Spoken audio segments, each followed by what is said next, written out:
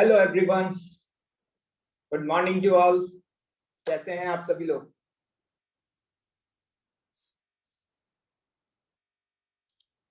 I hope all of you are well और एकदम fit and healthy. Perfect. My voice is audible, okay, and the screen is visible. Yeah nice, great. तो संघर्ष जारी है ना भाई?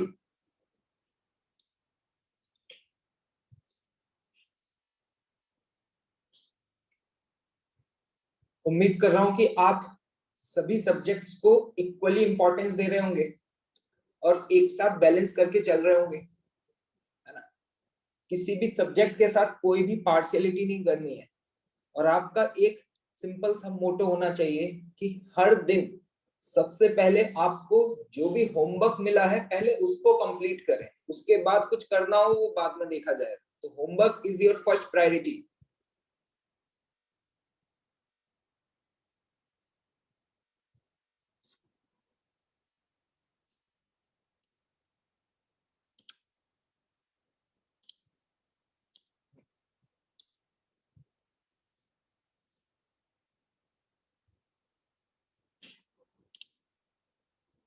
चलिए, मैंने यहाँ पे स्क्रीन पर इस क्वेश्चन का सॉल्यूशन लिखा हुआ है। कल मैंने आप लोगों को लास्ट में क्लास में एक क्वेश्चन दिया था होमवर्क में, उसका ये सॉल्यूशन लिखा हुआ है। तो प्लीज जल्दी से आप इस सॉल्यूशन को नोट डाउन कर लें and then I will explain about it. क्या आप लोगों ने इस क्वेश्चन को सॉल्व किया है?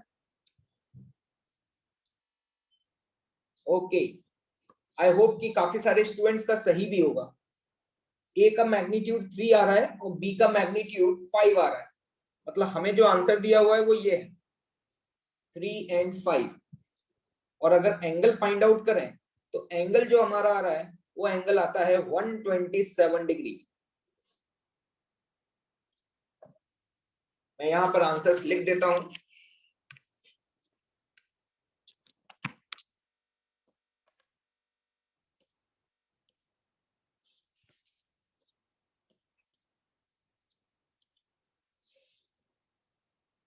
यहां पर ए के करस्पॉन्डिंग आंसर कितना आ रहा है? 3। और बी का आ रहा है 5। और एंगल यहां पर आता है 127 डिग्री।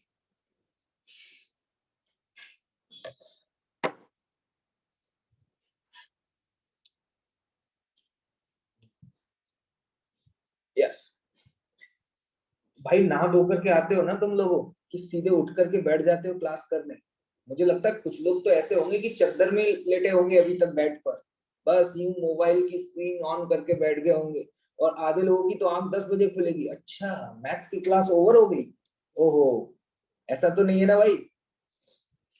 बिल्कुल सिस्टमैटिक तरीके से चलना चाहिए। ऐसा नहीं होना चाहिए कि आधी क्लास तो नींद में ही चल रही है। बिल्कुल एक्टिव रहा करो, टाइम टेबल को प्रॉपर तरीके से मैनेज करो। अभी अगर मैनेज नहीं करोगे ना तो मैं बता दे रहा हूँ कि फाइनल एग्जाम में भी ऐसा ही होगा।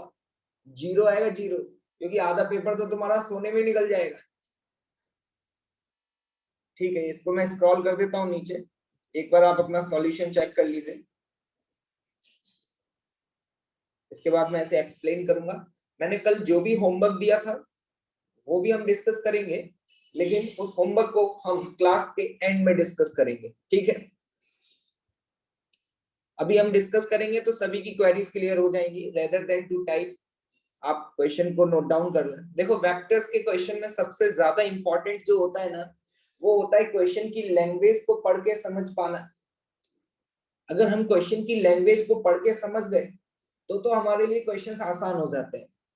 तो अभी क्या है, हो सकता है कि कुछ स्टूडेंट्स को इनिशियल फेज में थोड़ा सा स्ट्रगल करना पड़े, लेकिन गिव अप नहीं करना है, कोशिश करते रहना, ठीक है? मैंने आपको बेसिक स्टेप्स बता दिए, आपको उन बेसिक स्टेप्स को फॉलो करना है।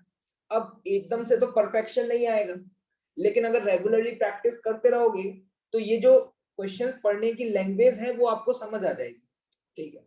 क्योंकि देखो, एक अलग तरीके का अलजेब्रा है।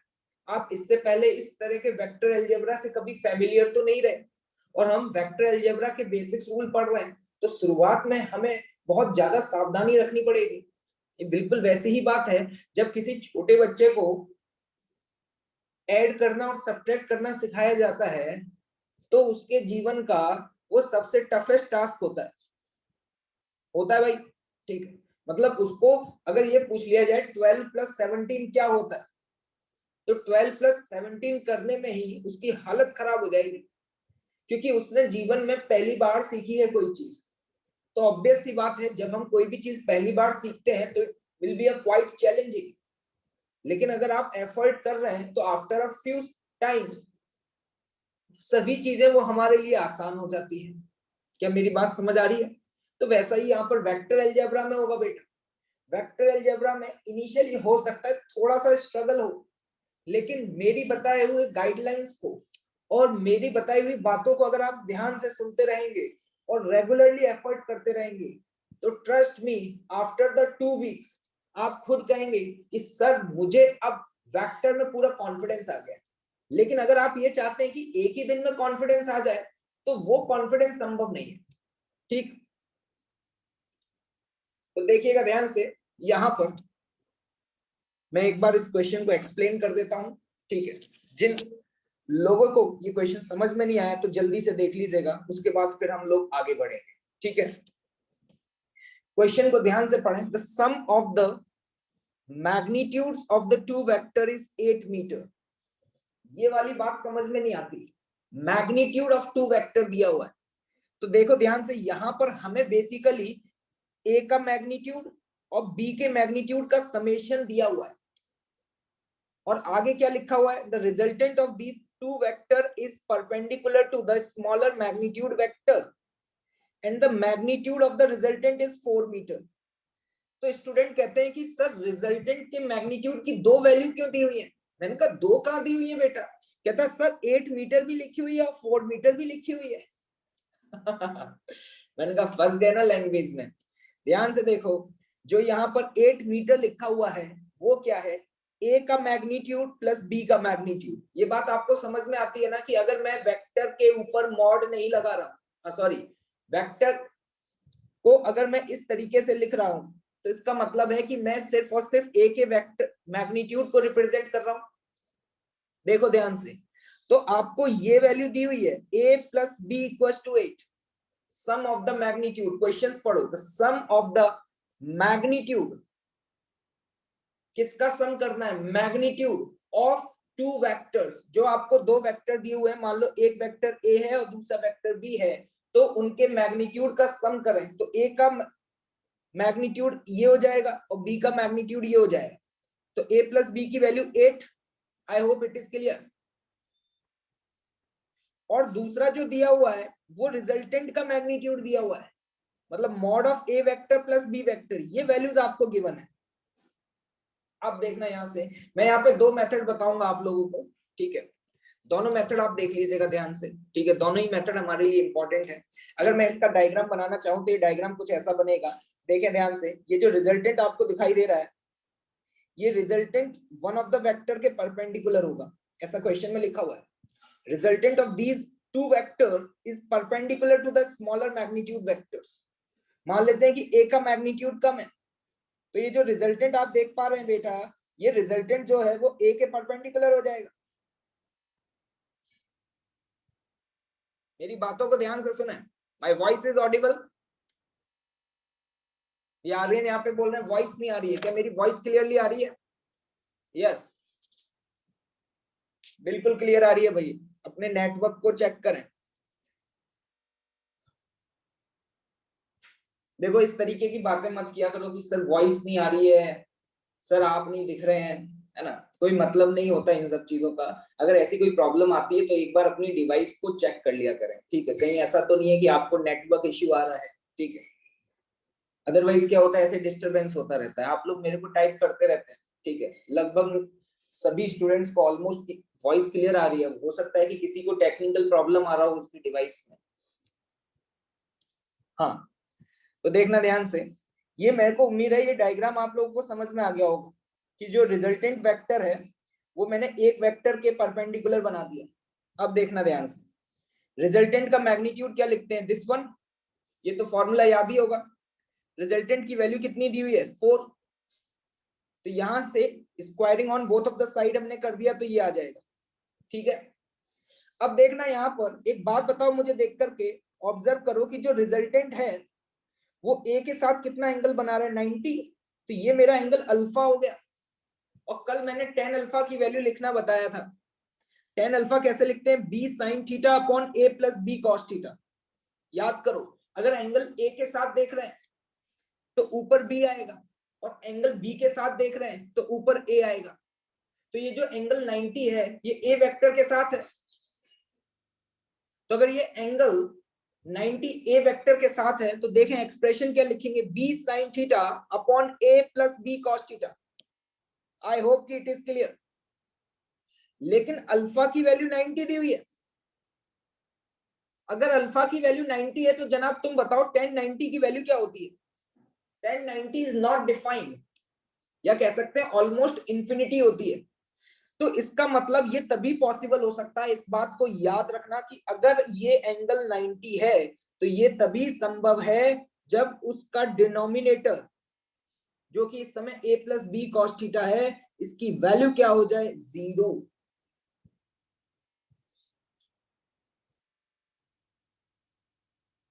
तो यहां से a plus B cos theta की वैल्यू हमने 0 पुट कर दी।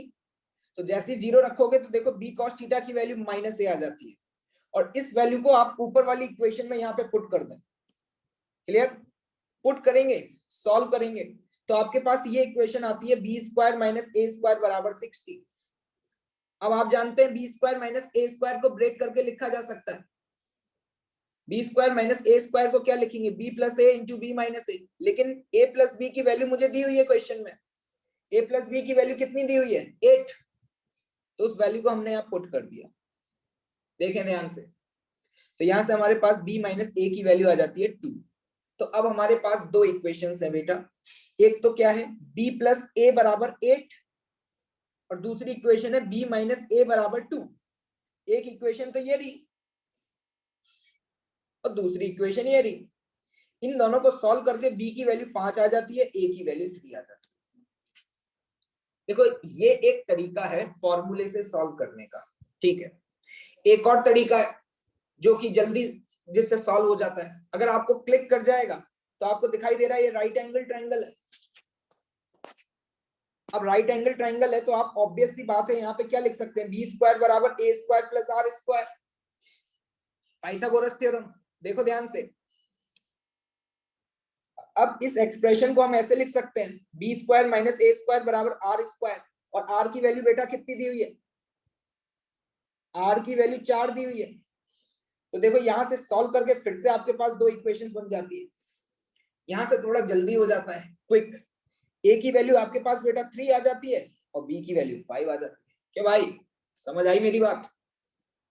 देखो भाई ध्यान से देखो, ये मेथड नंबर 2 है जो मैंने यहाँ पे लेफ्ट हैंड साइड में लिखा हुआ है, और ये मेथड नंबर 1 है जो हम फॉर्मूले से सॉल्व कर रहे हैं। तो अब आपके लिए बहुत आसान हो चुका है। अब यहाँ पर ए और बी की वैल्यू आ गई, एंगल पूछा है ए और बी के बीच में। तो ये बात आपको देख के समझ में आ रही है कि देखो यार ये वाली साइड तुम्हारी 4 है, ए का मैग्नीट्यूड कितना आया है 3, और बी का मैग्नीट्यूड आया है 5। ये कोई एक फेमस वाला ट्राइंगल बन रहा है, ट्रिपलेट, 3 4 5। तो 4 के अपोजिट वाली जो साइड होगी वो एंगल कितना होगा, 53 डिग्री। अब लोग यहीं पे गलती कर देते हैं, वो बोलते हैं कि आंसर शुड बी 53। लेकिन मैंने आंसर क्या पूछा था, angle between A vector and B vector. A vector और बी वेक्टर के बीच का एंगल क्या ये होगा क्या, नहीं होगा, क्योंकि अभी ए का टेल से बी का टेल नहीं जुड़ा हुआ है। तो यहां पर अगर आप ऑब्जर्व करें तो देखें ध्यान से, थीटा की वैल्यू बाहर वाले की वैल्यू कितनी आ जाएगी, 127 डिग्री। क्लियर है मेरी बात? स्टूडेंट पूछ रहे हैं भाई इनको जवाब दो, बड़ी गरीबी है इनके पास कि यहाँ पे 10 अल्फा क्यों लिखे हैं। पढ़ा करो बेटा नोट्स को, आईआईटी की तैयारी कर रहे हो, कैसे काम चलेगा। मुझे रिजल्टेंट का एंगल दिया हुआ है, किसके साथ, ए के साथ। और नोट्स को जरा ध्यान से देखना बेटा, मैंने रिजल्टेंट का ए के साथ जो एंगल लिया था उसको अल्फा से रिप्रेजेंट किया था। तो देखो सॉल्यूशन देख लो, नहीं लिख पाओ तो कोई दिक्कत नहीं है, हैंडआउट शेयर कर दूंगा, उसमें से लिख लीजिएगा। तो मैंने आपको दोनों मेथड बता दिए हैं, ठीक है, आपको दोनों ही मेथड आने चाहिए, क्योंकि देखो ये वाला जो मेथड मैंने बताया मेथड नंबर 2, ये हमेशा वैलिड नहीं होगा, ये तो तभी वैलिड है जब राइट एंगल ट्रायंगल है। लेकिन जो मेथड नंबर 1 है वो तो हमेशा ही वैलिड होगा, क्योंकि ये वाला फॉर्मूला और ये वाला फॉर्मूला तो हमेशा ही वैलिड है, चाहे थीटा की वैल्यू कुछ भी रहे। क्लियर? ओके, चलिए आगे बढ़ते हैं।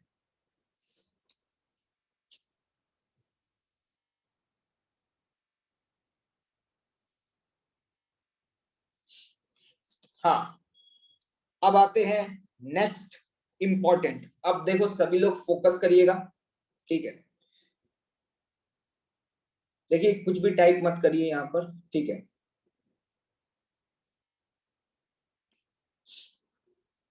ध्यान से देखें यहाँ पर। आपको बहुत सारे मेथड्स आते हैं, बहुत अच्छी बात है, ठीक है, मैं जो बता रहा हूँ मेरी बातों को सुनो। ये पूछ रहे हैं कि सर ये बी कॉस थीटा को आपने -a क्यों लिख दिया? बेटा ध्यान से सुना करें, ठीक है, मैं बार बार रिपीट नहीं करूंगा, और भी स्टूडेंट्स हैं यहाँ पर, एक ही चीज पे तुम अटके रहते हो यार।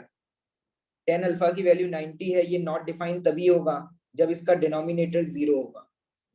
डिनोमिनेटर में क्या लिखा है? a plus B cos theta, तो इसकी वैल्यू को हमने 0 किया तो बी कॉस थीटा की वैल्यू -a के बराबर हो जाएगी, ठीक है, क्लियर? चलिए आगे बढ़ते हैं। एक स्टूडेंट पूछ रहे हैं कि डायरेक्ट फॉर्मूले से वैल्यू कैसे निकालेंगे?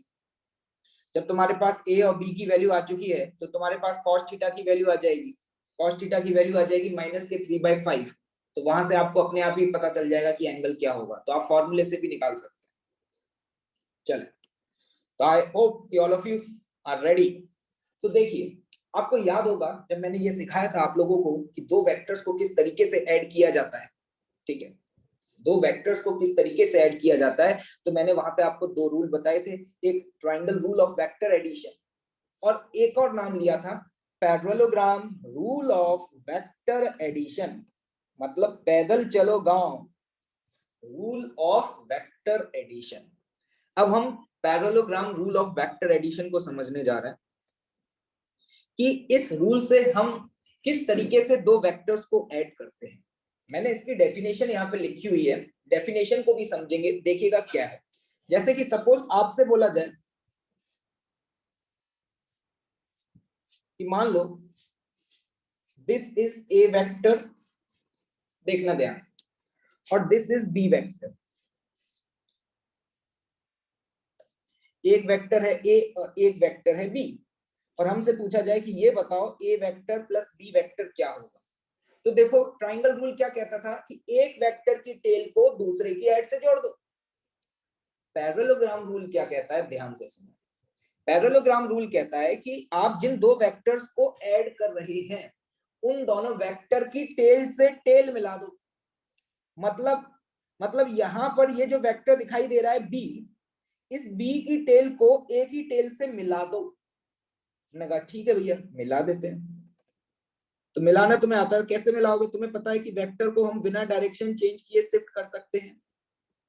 ए को यहीं रखा, बी को हम शिफ्ट करके यहां पे ले आए, तो ये हमारा हो गया बेटा बी वेक्टर। क्लियर? अब देखना ध्यान से, अभी थोड़ी देर में एक बात चमकेगी तुमको कि कुछ नया नहीं किया है। अब उसके बाद क्या बोला जाता है, अगला स्टेप बोला जाता है कि पहले टेल से टेल मिलाओ और फिर इन दो साइड्स को पैरेललोग्राम की दो एडजेसेंट साइड कंसीडर करते हुए पैरेललोग्राम को कंप्लीट कर दो। पैरेललोग्राम का मतलब समझते हैं आप लोग? पैरेललोग्राम क्या होता है? एक वो क्वाड्रिलेटरल जिसकी अपोजिट साइड्स एक दूसरे के पैरेलल होती है, नाम से भी समझ में आ रहा होगा, ठीक है। तो अगर मुझे इस पैरेललोग्राम को कंप्लीट करना है तो क्या करूं, इसके पैरेलल एक और ए वेक्टर और बी के पैरेलल एक और बी वेक्टर, ये देखें क्या इस तरीके से पैरेललोग्राम कंप्लीट हो जाएगा।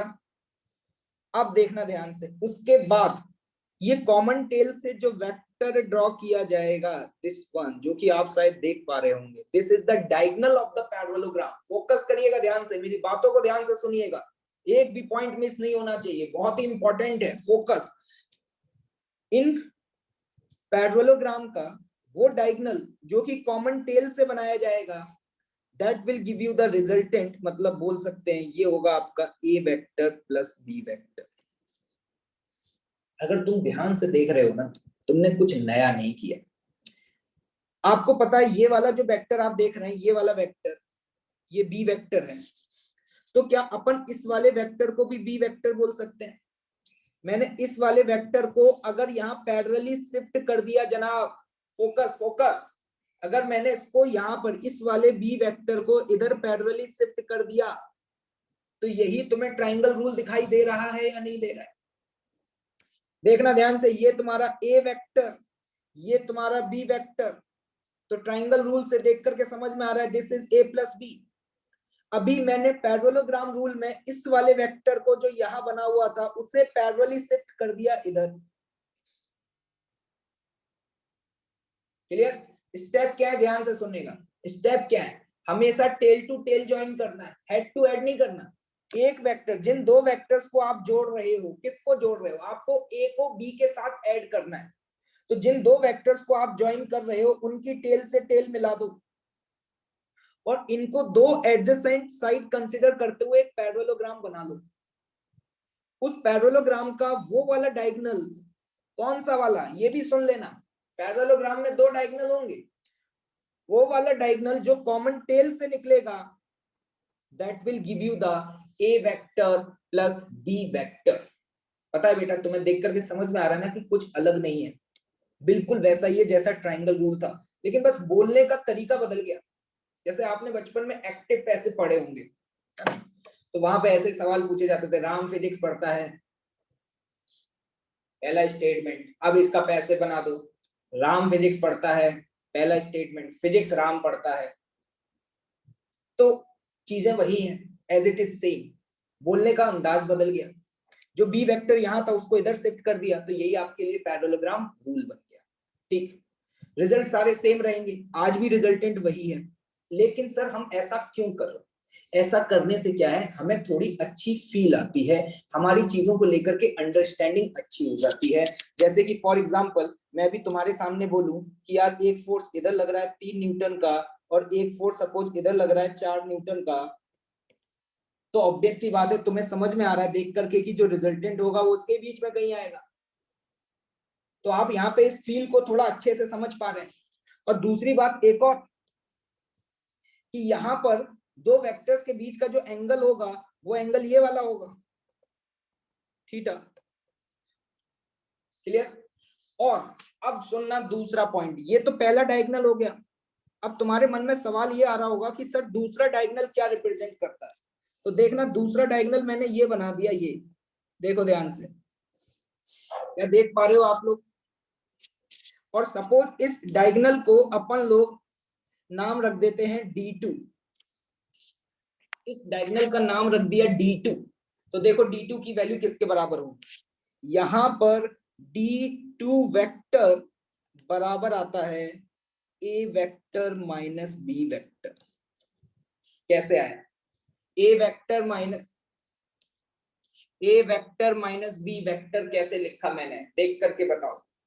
इंटरेस्टिंग बात क्या है, देखना ध्यान से, फोकस करना इस चीज पर, ये मैंने कैसे लिखा।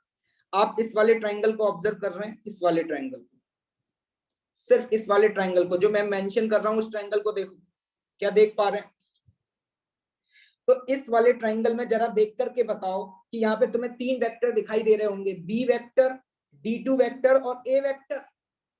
ओ भाई, नहीं आई बात समझ? कौन सा वाला ट्रायंगल? ये वाला ट्रायंगल। इस ट्रायंगल में रिजल्टेंट कौन है?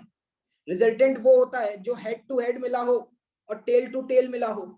तो इस ट्रायंगल में तुम्हें देख करके एक बात समझ आ रही होगी कि बेटा तुम यहां पर क्या लिख सकते हो, A वेक्टर बराबर B vector plus D2 vector.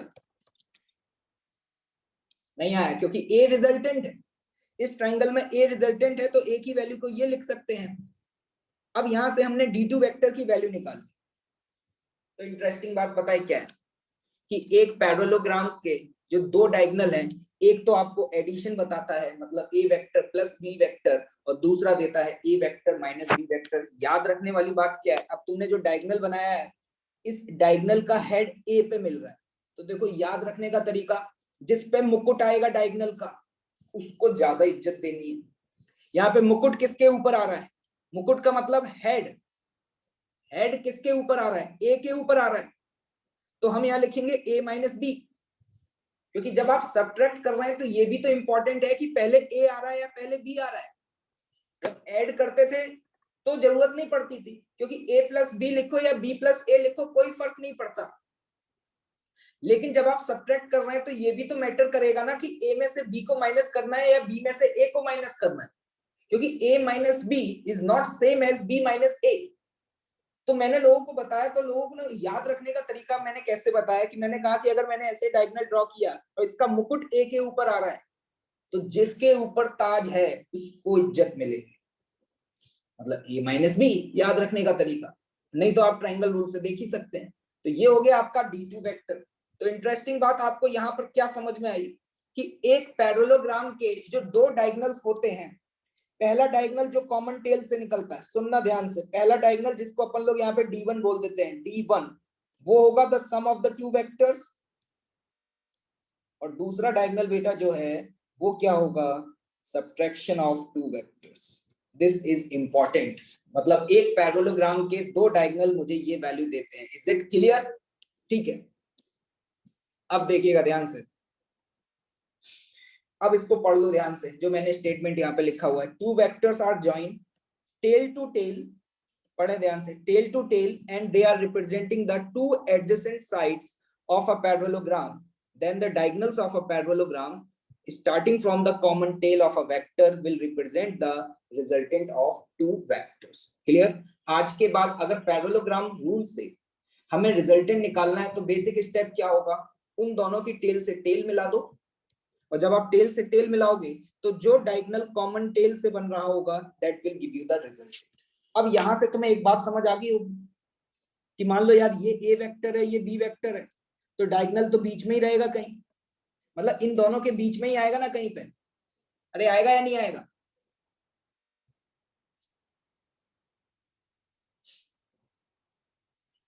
बेटा D2 में मॉड क्यों आएगा, क्यों गर्भित जैन? मैंने यहाँ पे जो D2 वेक्टर बनाया है ये वेक्टर है बेटा, इस पे मॉड क्यों लगाऊंगा? सुनो मेरी बातों को ध्यान से बेटा, ये जो मैंने वेक्टर बनाया है D2 वेक्टर, ये D2 वेक्टर ये है, तो इस पे मॉड क्यों लगाऊंगा? सीधे सीधे a माइनस बी से रिप्रेजेंट करूंगा ना, मैग्नीट्यूड थोड़ी है जो मॉड लगाऊंगा। हाँ देखिए ध्यान से, अब मुझे एक बात समझ में आ गई कि रिजल्टेंट, लिखें इस पॉइंट को, resultant will lie between A vector and B vector, हमेशा ऐसा ही होगा कि ए वेक्टर और बी वेक्टर के बीच में रिजल्टेंट लाई करेगा। ठीक है, अब आप यहाँ पे एक और बात ऑब्जर्व कर पा रहे होंगे, जैसे कि ध्यान से देखना, ये ए वेक्टर और ये है तुम्हारा बी वेक्टर, इसका रिजल्टेंट बताओ क्या होगा फटाफट। रिजल्टेंट ये हो गया, इस रिजल्टेंट को क्या बोलोगे, a vector plus B vector addition, ये है तुम्हारा ए वेक्टर। ध्यान से देखना, रिजल्टेंट जो ए के साथ एंगल बनाता है वो अल्फा, कल बात बताई थी याद करो, और यहाँ पे जो एंगल बनाता है ये एंगल बीटा। स्टूडेंट पूछ रहे हैं कल जो फॉर्मूले पढ़े थे वो सारे वैलिड है, ऑब्वियस सी बात है वो सारे वैलिड है, सब कुछ सेम है, बस हमने देखने का अंदाज बदल दिया है। ठीक है, तो resultant will lie between A and B, इन एंगल्स को आप देखें ध्यान से, और ये जो एंगल है ए और बी के बीच में ये एंगल क्या होगा, थीटा। क्लियर? अब देखना ध्यान से, कुछ मैं इंपॉर्टेंट पॉइंट्स बता रहा हूँ, उन इंपॉर्टेंट पॉइंट्स को देखें। अब हमें समझ में ये नहीं आता कि सर हमने पैरेललोग्राम रूल क्यों पढ़ा है, सर यहाँ से भी तो हमें वही सारे रिजल्ट मिल रहे हैं जो रिजल्ट हमें ट्रायंगल रूल से मिल रहे थे। मैंने कहा बेटा पैरेललोग्राम रूल पढ़ने के बाद आपकी चीजों को लेकर के अंडरस्टैंडिंग अच्छी हो जाती है। ठीक है, देखें ध्यान से, ऑब्वियस सी बात है ये दो डायगोनल हैं पैरेललोग्राम की, तो जरूरी नहीं है कि दोनों डायगोनल बराबर हो, कोई भी कम और कोई भी ज्यादा हो सकता है। ये पैरेललोग्राम है और पैरेललोग्राम में आपको भी पता होना चाहिए कि क्या प्रॉपर्टीज होती है। अब देखिएगा मैं इंपॉर्टेंट पॉइंट बता रहा हूँ, देखें बहुत ही इंपॉर्टेंट पॉइंट है। इंपॉर्टेंट की पॉइंट्स देखें। पहला पॉइंट, एक बात बताना मुझे, अगर ए वेक्टर का मॉड बी के बराबर हो जाए, मतलब ए और बी दोनों बराबर हो जाए, तो बताओ ये क्या बन जाएगा? ये पैरेललोग्राम आपके लिए क्या बन जाएगा? क्या ये रोम्बस बन जाएगा? क्या रोम्बस बन जाएगा? और आपको याद होना चाहिए, नहीं पता तो याद कर लेना कि रोम्बस के जो डायगोनल्स थे वो 90 डिग्री पे कट करते हैं। रोम्बस के जो डायगोनल्स हैं वो कितने पे कट करते हैं? 90 पर। तो हम ये बोल सकते हैं एक डायगोनल क्या है इसका? A vector plus B vector. A vector plus B vector is perpendicular to what? A vector minus b vector. नहीं आई मेरी बात समझ? फोकस करें मैं क्या बोलना चाह रहा हूं। अगर ये मान लो तुम्हारे पास ए वेक्टर है और ये है तुम्हारा B vector, this is A vector and this is B vector, ठीक है बेटा? अगर ए वेक्टर की लेंथ बी वेक्टर की लेंथ के बराबर हो गई, तो जब इस पैरेललोग्राम को तुम कंप्लीट करोगे तो ये पैरेललोग्राम क्या बन जाएगा? नोट करते जाइएगा। क्या रोम्बस बनेगा? और अगर ये रोम्बस बना तो देखो एक डायगोनल ये रहा और दूसरा डायगोनल ये रहा, ये D2 है। ये गारंटी है इस बात की कि इन दोनों के बीच का ये एंगल 90 हो जाएगा। देख रहे हो? प्रॉपर्टी यूज कर रहे हैं क्वाड्रिलेटरल वाली जो आपने पढ़ी होगी। क्लियर? आई होप कि ये बात समझ आ गई होगी। अच्छा चलो एक और चीज पूछता हूं, अभी पता चल जाएगा कि तुम लोगों का बेसिक मैथ्स कितना स्ट्रांग है। अगर ए vector is perpendicular to b vector हो जाए, सिर्फ इतना, ए और बी के बीच का जो एंगल है वो 90 हो जाए, तो ये क्या बन जाएगा? ये पैरेललोग्राम क्या बन जाएगा? कुछ लोग कह रहे हैं रेक्टेंगल, कुछ लोग कह रहे हैं स्क्वायर। बेटा स्क्वायर बनने के लिए एक और कंडीशन होती है कि ए और बी बराबर भी होने चाहिए थे। अगर ए बी के परपेंडिकुलर है तो ये रेक्टेंगल बनेगा। मुझे काफी लोगों ने सही जवाब दिया, बहुत शानदार, फोकस, बहुत अच्छे। अब देखना इसमें क्या होगा। अगर ए बी के परपेंडिकुलर हुआ तो रेक्टेंगल, और आपको याद होना चाहिए कि रेक्टेंगल के जो डायगोनल्स होते हैं ना उनकी लेंथ इक्वल होती है। मतलब मैं ये कह सकता हूं कि अगर ये वाली कंडीशन है, ये वाली कंडीशन है, फोकस करने का ध्यान से, तो गारंटी है इस बात की कि ए वेक्टर प्लस बी वेक्टर का mod, this is the length of a diagonal D1, पहले वाले डायगोनल की लेंथ और दूसरे वाले डायगोनल की लेंथ जो कि कितनी होगी? ए वेक्टर माइनस बी वेक्टर, ये बराबर होंगी, ये बराबर होंगी। मैं उम्मीद कर रहा हूं समझ आ रहा होगा। अगर मैं डायग्राम ड्रॉ करना चाहूं तो डायग्राम ऐसे बनाऊंगा।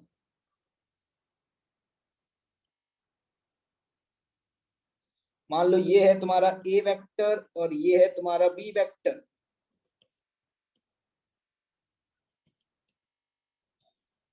देखे ध्यान से, अगर इनके बीच का एंगल 90 हो जाए, मतलब दोनों वेक्टर म्यूचुअली परपेंडिकुलर हो जाए, तो एक बात बताओ, तुम्हें देख के ही ये बात समझ में आ रही है कि ये पहला डायगोनल और दूसरा डायगोनल क्या होगा? इसको ऐसे बना देते हैं येलो कलर से D1 को, ठीक है? और इसको बना देते हैं ग्रीन से। बताओ अभी दोनों डायगोनल्स की लेंथ बराबर होगी या नहीं होगी? देख रहे हो? पैरेललोग्राम रूल पढ़ने से तुम अब मैथ्स की प्रॉपर्टीज का यूज कर पा रहे हो। तुम्हारे लिए चीजें बहुत आसान होती जा रही है। आप डायरेक्टली बोल पा रहे हो कि a प्लस बी का मॉड a माइनस बी के मॉड के बराबर होगा, मतलब D1 बराबर D2 होगा। इसको फील करो, फील करो, अपने आप चीजें समझ आएंगी। एक और केस बता रहा हूं, केस नंबर 3, कि अगर a वेक्टर b के परपेंडिकुलर भी है और साथ ही साथ a का मैग्नीट्यूड b के मैग्नीट्यूड के बराबर है। अब ये क्या बनेगा? ए वेक्टर बी के परपेंडिकुलर है और ए का मैग्नीट्यूड बी के बराबर है। सोचो, दो साइड पैरेललोग्राम की परपेंडिकुलर भी हो और लेंथ इक्वल हो, तो बेटा ये बनता है तुम्हारा स्क्वायर। तुम्हें पता है एक स्क्वायर के डायगोनल बराबर भी होते हैं और साथ ही साथ स्क्वायर के डायगोनल 90 डिग्री पे बाइसेक्ट करते हैं। मतलब मैं क्या कहना चाह रहा हूं सुनना, अगर ऐसा हुआ तो ये स्क्वायर बन गया, और अगर ऐसा हो गया तो अब ये दोनों कंडीशन एक साथ सेटिस्फाई कर जाएंगी।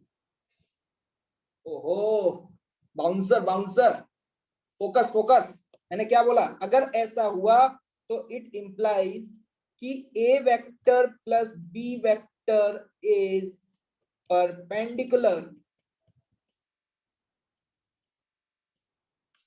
To a vector minus b vector, पहला पॉइंट। दूसरा पॉइंट आप क्या बोल पाएंगे कि लेंथ ऑफ अ डायगोनल, जो आपने ऊपर दो कंडीशन पढ़ी थी वो दोनों कंडीशन यहां पे सेटिस्फाई करेगी, दिस वन। एक स्टूडेंट कह रहे हैं सर ये तो गिवन है। बेटा गिवन क्या है, गिवन ये है कि ए बी के परपेंडिकुलर है, और मैंने यहां पर क्या लिखा है, a plus b, a plus b perpendicular to a minus b. ये दो चीजें अलग अलग हैं।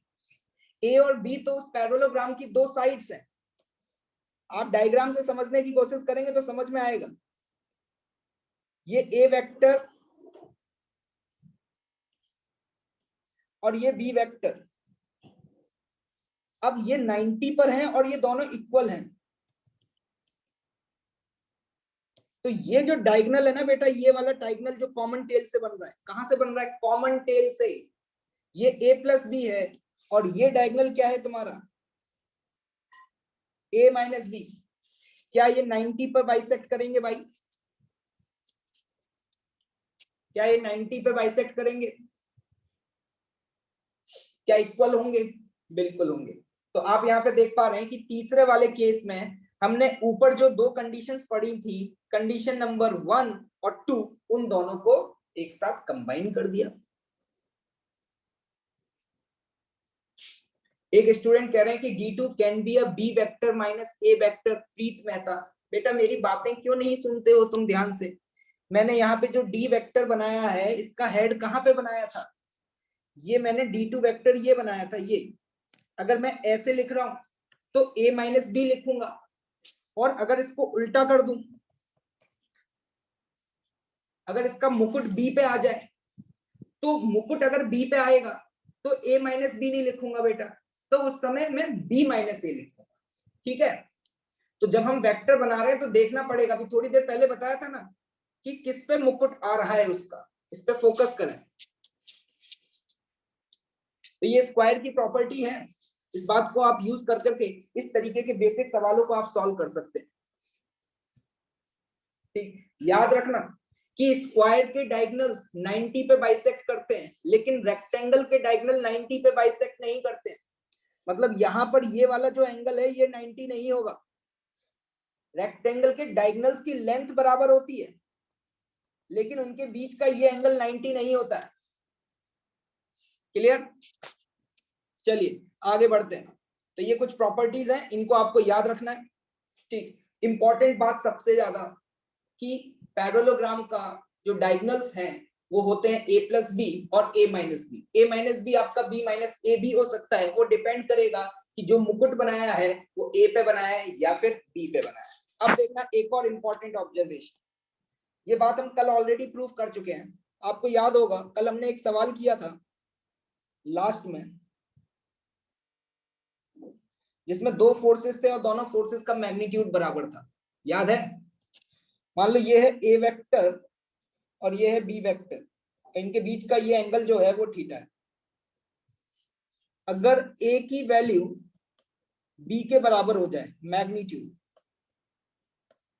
अगर ए का मैग्नीट्यूड बी के बराबर हो जाए, तो वहां पे हमने रिजल्टेंट निकाला था और आपने देखा था वहां पे एक बात ऑब्जर्व करी थी। बताओ क्या ऑब्जर्व करी थी, कि जो रिजल्टेंट आ रहा था उसका जो ये एंगल था अल्फा, उसको हमने मैथमेटिकली प्रूव किया था, वो θ/2 था।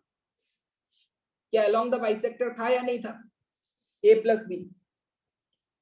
सोचो आराम से, दिमाग लगाओ थोड़ा सा, ये कल हम प्रूव कर चुके हैं और होना भी चाहिए, क्योंकि अगर a b के बराबर हो गया, अगर a b के बराबर हो गया मैग्नीट्यूड में, तो ये रोम्बस है, और रोम्बस में ये लेंस क्या करती है, मतलब ये जो एंगल है ये एंगल जो डायगोनल है वो इस एंगल को क्या करेगा बेटा, बाइसेक्ट करेगा। क्लियर। और आपको याद होगा कि अगर ये वाली कंडीशन होती थी तो इस केस में ये वैल्यू कितनी आ रही थी निकल करके, बताओ इस वैल्यू को क्या लिखोगे डायरेक्टली अगर दोनों बराबर है तो। कल एफ नॉट और एफ नॉट लिया था तो 2f0 cos थीटा बाई 2 लिखा था, तो इसी को मैं ऐसे लिख सकता हूं 2a cos of theta by 2। ये मैं कल बता चुका हूं आप लोगों को। अच्छा एक और बात बताना मुझे, इंपॉर्टेंट पॉइंट, अगर मान लो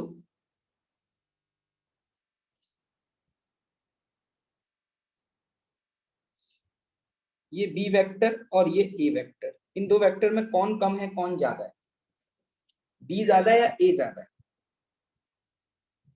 देख के समझ आ रहा होगा ए ज्यादा है, तो अपन बोल सकते हैं कि अभी यहां पर इस गिवन क्वेश्चन में ए इज ग्रेटर देन बी दिया हुआ है। अरे भाई बोला जा सकता है, ठीक है। अब यहां पर मैं इस पैरेललोग्राम को अगर कंप्लीट कर दूं, ये लो, ठीक, ये रिजल्टेंट है, ये रिजल्टेंट जो ए के साथ एंगल बना रहा है बेटा वो अल्फा, और बी के साथ जो एंगल बना रहा है वो बीटा, कौन ज्यादा होगा खुद सोच के बताना, अल्फा ज्यादा होगा या बीटा ज्यादा होगा।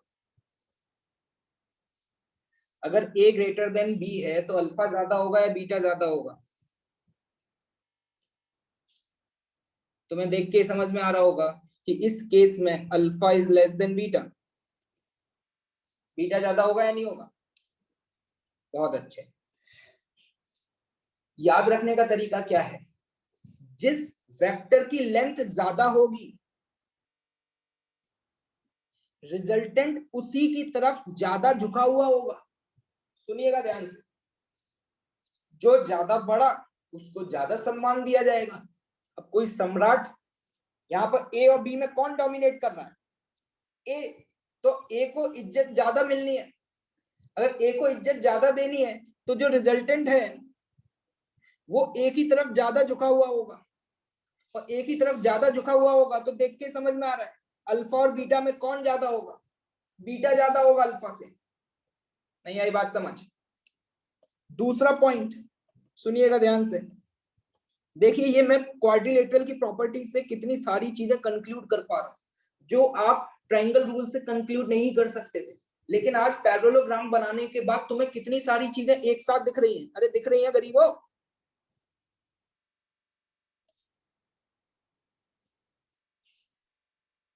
अब देखना, मान लो बी वेक्टर की लेंथ ज्यादा होती और ए वेक्टर की लेंथ कम होती, ये लो, तो अब देखो सबसे पहले बनाने का पैरेललोग्राम, इन दोनों को एडजेसेंट साइड मानते हुए, पड़ोस की साइड मानते हुए बना लो क्या, पैरेललोग्राम। अब तुम खुद देखना, यहां पर तुम्हारा रिजल्टेंट ये है,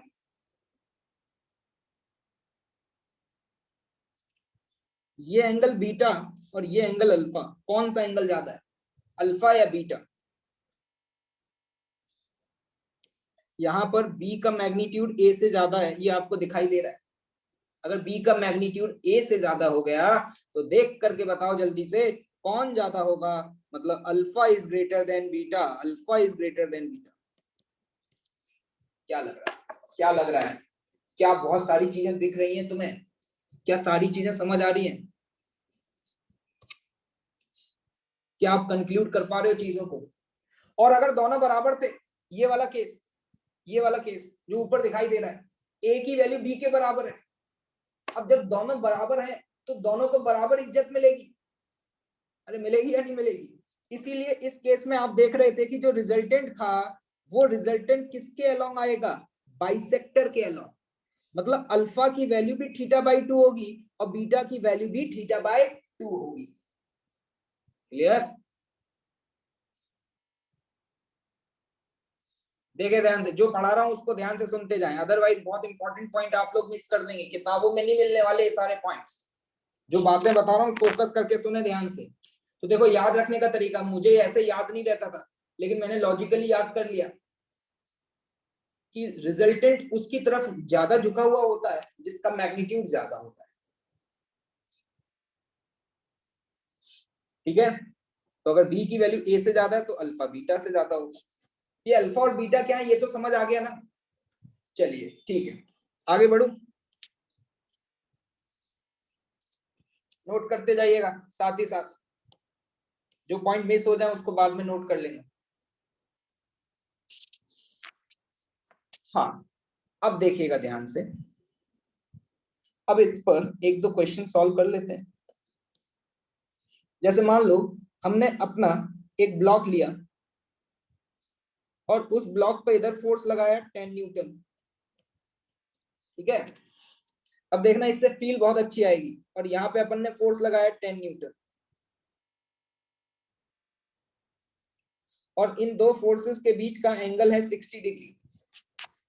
ये आपका F1 वेक्टर है और ये आपका F2 वेक्टर है। अब मैं आपसे ये पूछ रहा हूं हर क्वेश्चन में कि F1 vector plus F2 vector का मॉड क्या होगा और एंगल कितना, एंड अल्फा।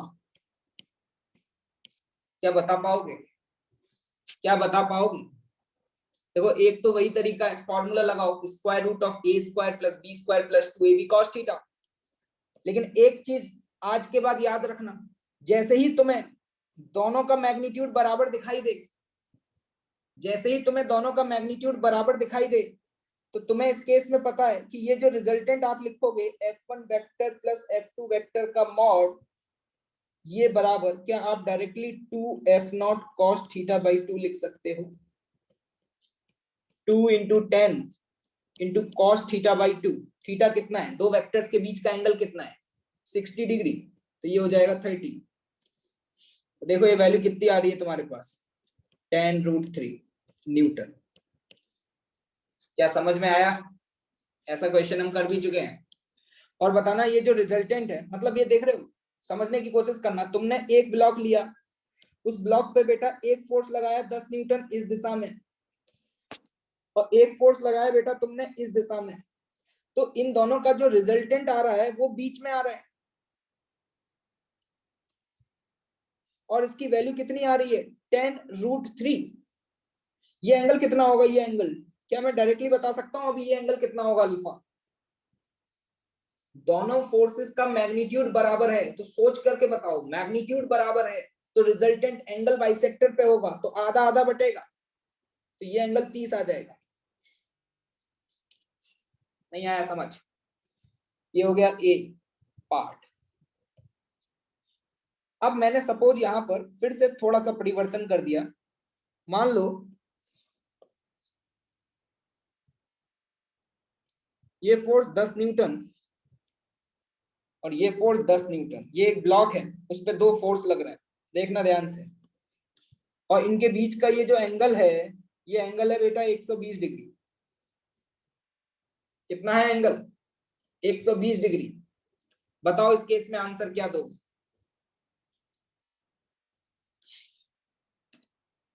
वही सेम फॉर्मूला, फिर से यही वाला एक्सप्रेशन यूज करेंगे। एक तो बात देखते ही समझ आ गई होगी, देखो मेरा आंसर तो आ चुका है कि जो रिजल्टेंट है वो भी 10 आ रहा है, और ये जो एंगल है ये एंगल मेरा 60 डिग्री आ रहा है। तो आप यहाँ पे देख पा रहे होंगे, ऑब्जर्व कर पा रहे होंगे, अगर मुझे ये वैल्यू कैलकुलेट करनी है, दिस वन, है ना, तो कैसे लिखोगे, 2 इंटू 10 कॉस 120 का आधा करोगे 60, कॉस 60 की वैल्यू 1/2, तो ये आ गया 10। इसको स्टार मार्क कर लेना। ऑब्जेक्टिव क्वेश्चन बहुत पूछे जाते हैं मेंस लेवल पर, कि दो फोर्सेस जिनका मैग्नीट्यूड बराबर हो और रिजल्टेंट का भी मैग्नीट्यूड उतना ही आ जाए। तुम यहाँ पे ऑब्जर्व करो ध्यान से, फोकस कर पा रहे हो? देखो F1 का मैग्नीट्यूड, F2 का मैग्नीट्यूड और रिजल्टेंट का मैग्नीट्यूड, ये तीनों जनाब बराबर आ रहे हैं। और अगर ऐसा हो रहा है तो पता है ऐसा तभी संभव हो सकता है, फोकस फोकस, ऐसा तभी संभव हो सकता है जब थीटा, मतलब इन दो फोर्सेस के बीच का जो एंगल है वो एंगल कितना होगा, 120 डिग्री। नहीं आई मेरी बात समझ?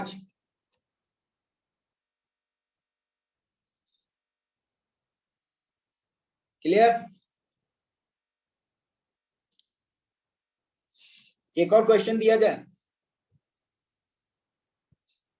अच्छा एक बात बताओ, चलो पहले एक क्वेश्चन दे देते हैं। ये 10 न्यूटन और ये 10 न्यूटन, एक ब्लॉक के ऊपर हमने दो फोर्सेस लगाए, 10 न्यूटन 10 न्यूटन, और लग रहा है 90 का। इस केस में क्या आएगा आंसर? इस केस में क्या आएगा, सोच के बोलना। इस केस में मेरी जो वैल्यू आ रही है रिजल्टेंट की, वो वैल्यू आ रही है 10√2 और ये एंगल है 45 डिग्री। देख लो, रिजल्टेंट एंगल बाइसेक्टर के अलोंग 10√2 आ रहा है। क्या तुम्हारा 10√2 आ गया?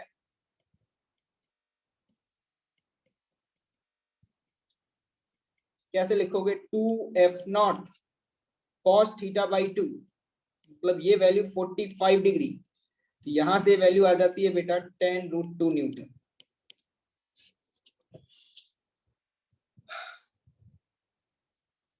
याद रखना, ये वाला फॉर्मूला कब वैलिड है? क्या हमेशा लगा सकते हैं? ये वाला फॉर्मूला हम अभी क्यों लगा पा रहे हैं? ये वाला फॉर्मूला हम अभी इसीलिए लगा पा रहे हैं क्योंकि यहाँ पर F1 का मैग्नीट्यूड और F2 का मैग्नीट्यूड बराबर है।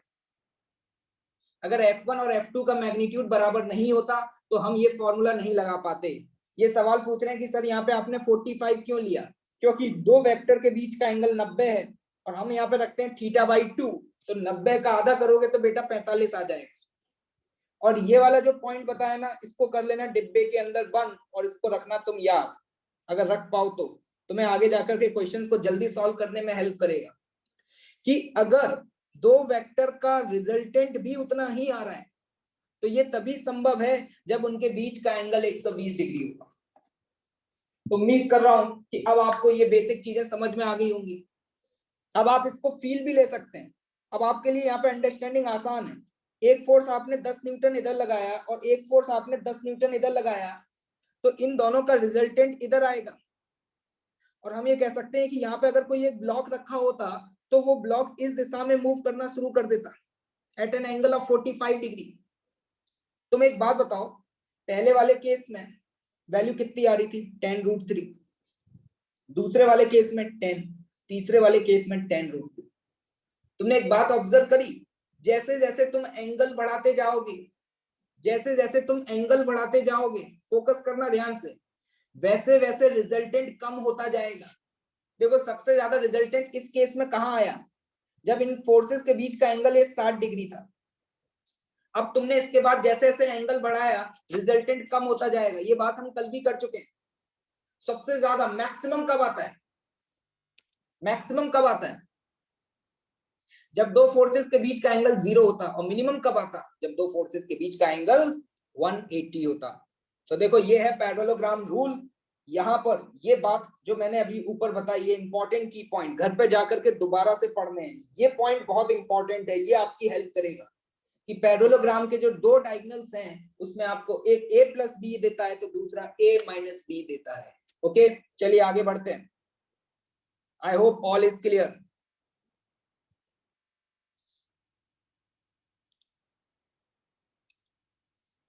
यस नेक्स्ट, क्या everything is perfect?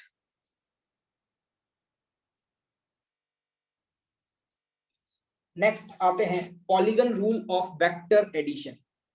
This is one of the most important rule. देखें ध्यान से, polygon rule of vector addition. ठीक है बेटा, देखें पॉलीगन रूल जो है, ध्यान से सुनिएगा, पॉलीगन रूल हम यूज करते हैं for the addition of more than 2 vectors. देखो दो वेक्टर्स को ऐड करना है तो अपन ने ट्राइंगल रूल और पैरेललोग्राम रूल पढ़े हैं।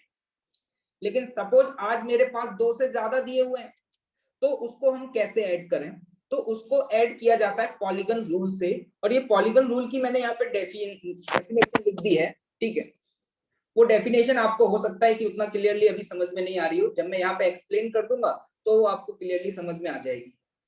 ये यहाँ पर एक स्टूडेंट है, बेटा पढ़ाई पे ध्यान दो, मुझे पता है कि कहाँ पे कितने क्वेश्चंस कराने हैं। सर और क्वेश्चन कराओ, और क्वेश्चन कराओ। आईआईटी की तैयारी तुम्हें करानी है, मुझे करानी है? नालायक लोग हैं यार। मतलब आधे घंटे से यही टाइप किए जा रहे हैं, और क्वेश्चन कराओ, और क्वेश्चन कराओ। ऊपर क्या करा रहा हूं मैं यहाँ पर? अब मुझे पता है ना कितने क्वेश्चन कहाँ पे कराने हैं। यू विल टेल मी कि how to prepare for JEE examination.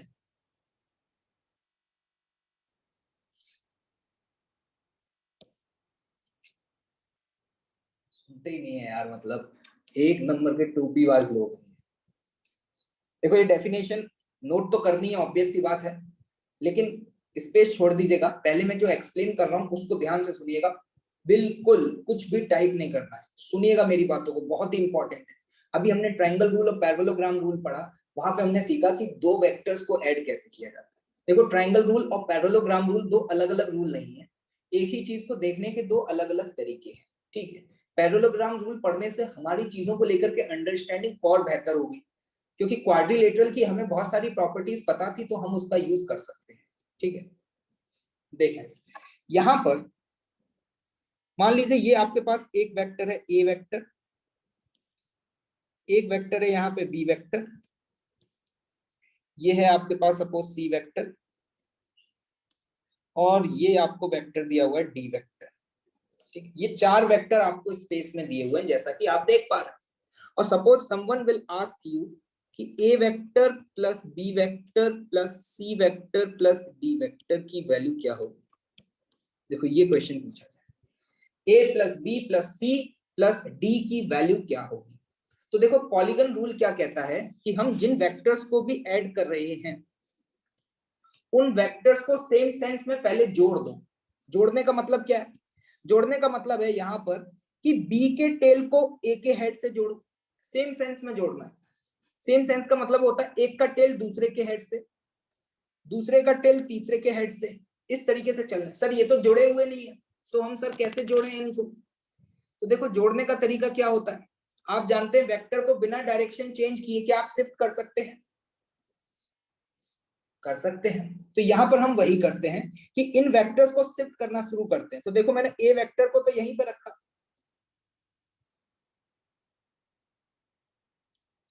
और देखना बेटा जो बी वेक्टर है ना, बी वेक्टर, इसको आप शिफ्ट कर दो। क्या करना है, शिफ्ट करते समय ध्यान रखना है इसका टेल पहले के हेड से जुड़ना चाहिए, इसका टेल पहले के हेड से जुड़ना चाहिए। ये लोग कर दिया। अब क्या करना है, सेम साइकिल में चलते जाओ। तीसरा वेक्टर कौन सा है, सी, सी के टेल को बी के हेड से जोड़ दो।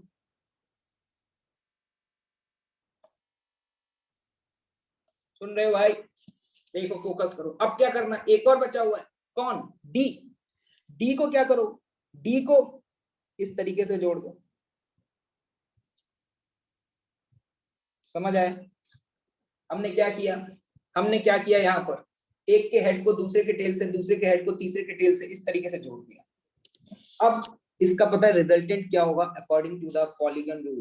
पहले वाले वेक्टर की टेल से, फोकस करिएगा, पहले वाले वेक्टर की टेल से इस वाले वेक्टर के हेड को जब मैं मिलाऊंगा तो this will give the resultant, ये मुझे रिजल्टेंट देगा। या हम कह सकते हैं ये होगा a vector plus B vector plus c vector plus d vector. जैसे मैंने यहाँ पे चार वेक्टर को जोड़ करके दिखाया है, ये वेक्टर चार से भी ज्यादा हो सकते हैं, ये वेक्टर चार से भी ज्यादा हो सकते हैं। तो ये है एक तरीका चार वेक्टर्स को जोड़ने का। अब देखना ध्यान से, अब तुम कहोगे कि सर ये आपने लिख कैसे दिया, इस एक्सप्रेशन को आपने कैसे लिख दिया, ये मुझे एक्सप्लेन तो करो।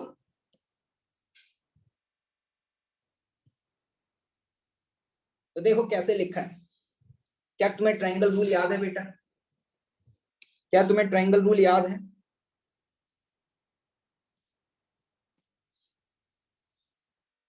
देखना ध्यान से। क्या करूं, मान लो मैं यहां से ये एक वेक्टर ड्रॉ कर देता हूं, क्या आपको दिखाई दे रहा है? इस वेक्टर को अपन लोग मान लेते हैं R1 वेक्टर। क्या मान लेते हैं? R1 vector. एक और वेक्टर ड्रॉ कर लेते हैं, इस वेक्टर को मान लेते हैं अपन लोग R2 वेक्टर। देखना ये रिजल्ट मैंने कैसे लिखा उसको बताने जा रहा हूं। एक पॉलीगन जो है it is a combination of multiple triangles. Sir क्या कहना चाह रहे हो?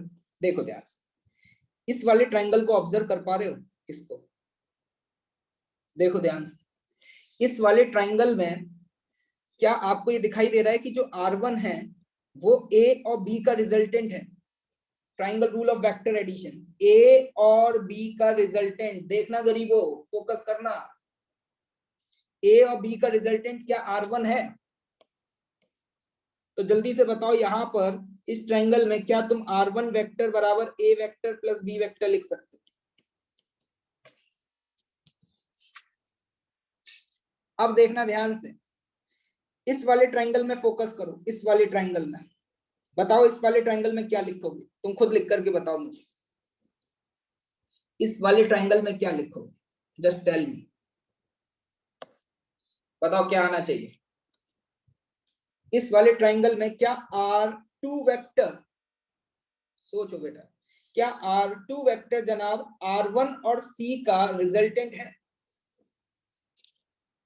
देखना ध्यान से, गलती नहीं होनी चाहिए। तो इस वाले ट्रायंगल में क्या मैं R2 वेक्टर बराबर R1 vector plus C vector लिख दूं तो कोई तकलीफ? ये कैसे देखते हैं? रिजल्टेंट हेड टू हेड और टेल टू टेल जुड़ा हुआ होता है। R1 की वैल्यू आपको ऑलरेडी पता है, वो कितनी दी हुई है? A plus B. तो यहां पर इसी चीज को ऐसे लिखा जा सकता है, A vector plus B vector plus C vector. अब समझदार हो, दिमाग की बत्ती जल गई होगी वाल। जल्दी से बताओ, जल्दी। अब अगला स्टेप तुम्हें समझ आ गया होगा कि मैं क्या करने वाला हूँ। क्या इस ट्रायंगल को तुम देख पा रहे हो? क्या इस ट्रायंगल को तुम देख पा रहे हो? जल्दी देखो जल्दी। इस वाले ट्रायंगल में ये जो R वेक्टर दिखाई दे रहा है, क्या ये R वेक्टर R2 वेक्टर और D वेक्टर का रिजल्टेंट है? अरे है या नहीं है? सोच के बताओ भैया, जल्दी बताओ। नहीं आई बात समझ में? फोकस करने का भाई, है कि नहीं है? बिल्कुल है। तो अपन यहाँ पे क्या लिखेंगे? देखना ध्यान से, R3 वेक्टर बराबर R2 vector plus D vector, और R2 की वैल्यू बेटा पता है तुम्हें, तो A vector plus B vector plus C vector. यही तो लिखा था भाई, यही तो लिखा है यहाँ पर। नहीं नहीं, वॉइस क्लियर है बेटा, एवरीथिंग इज परफेक्ट। देखो, क्या इसका प्रूफ समझ आया तुम्हें?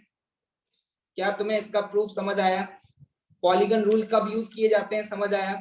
अगर हमारे पास, सुन लेना एक बार, लास्ट में कंक्लूड कर रहा हूं, अगर हमें एक से ज्यादा वेक्टर्स को जोड़ना है, एक नहीं सॉरी, दो से ज्यादा वेक्टर्स को जोड़ना है, तो पॉलीगन रूल कहता है कि सभी वेक्टर्स को सेम सेंस में ऐड करते जाओ, सभी वेक्टर्स को सेम सेंस में ऐड करते जाओ। सेम सेंस का मतलब क्या होता है? एक का टेल दूसरे के हेड से, दूसरे का टेल तीसरे के हेड से, तीसरे का टेल चौथे के हेड से, इस तरीके से जोड़ दो, फिर वो कुछ पॉलीगन टाइप का बनाएगा। फिर उसमें पहले वाले वेक्टर की टेल से आखिरी वाले वेक्टर की हेड पे जो वेक्टर ड्रॉ करोगे वो आपको रिजल्टेंट दे देगा। वो आपको क्या दे देगा? रिजल्टेंट दे देगा। अब यही डेफिनेशन मैंने यहां लिखी हुई है बड़ी सी, जिसको देख करके तुम्हारी सांसें रुक गई होंगी, तुम्हें नहीं समझ में आ रहा होगा कि क्या लिखा है। This method is generally used to find the resultant of more than two vectors. पढ़ के समझ लो। If given vectors represent n minus 1 sides of n side polygon in the same sense का मतलब the tail of each vector coincide with the head of a previous vector, then their resultant will be represented by n side. जैसे मैंने ये बात तुम्हें 4 के लिए proof करी है, कल कोई अगर 10 वेक्टर बना दे तो देख के डर जाओगे क्या? क्या 10 वेक्टर बना दे कोई तो देख के डर जाओगे क्या? बिल्कुल नहीं डरना। और याद रखना, इंपॉर्टेंट बात क्या याद रखनी है कि जो रिजल्टेंट तुमने ड्रॉ किया है उसका डायरेक्शन क्या होगा? वो पहले की टेल से और दूसरे के हेड पे होगा। और ये तो तुम जानते हो, रिजल्टेंट की पहचान ही यही है। रिजल्टेंट का हेड से हेड मिलता है और टेल से टेल मिलता है, हेड से हेड मिलता है और टेल से टेल मिलता है। ओहो, क्लियर है मेरी बात? बहुत बढ़िया। अब देखना इंपॉर्टेंट पॉइंट, बहुत ही इंपॉर्टेंट पॉइंट जो कि सबसे ज्यादा आगे काम आएगा। अगर इन वेक्टर्स को जोड़ने पर इन्होंने क्लोज्ड पॉलीगन बना लिया, अगर मान लो 4-5 वेक्टर दिए हुए हैं और उनको जोड़ने पर उन्होंने क्लोज्ड पॉलीगन बना लिया, तो पता है हम क्या कहेंगे? उस केस में नेट रिजल्टेंट 0 हो जाए। मतलब मैं क्या कहना चाह रहा हूं, मान लो अगर आपके सामने कोई ऐसी सिचुएशन आ जाए, मान लो ये ए वेक्टर, ये बी वेक्टर, ये सी वेक्टर, तो मान लो ये है तुम्हारा डी वेक्टर। जब तुमने चारों वेक्टर को जोड़ा, जब तुमने चारों वेक्टर को जोड़ा और जोड़ने पर पता चला कि जब चारों को जोड़ा तो आखिरी वाले का हेड क्लोज कब होगा?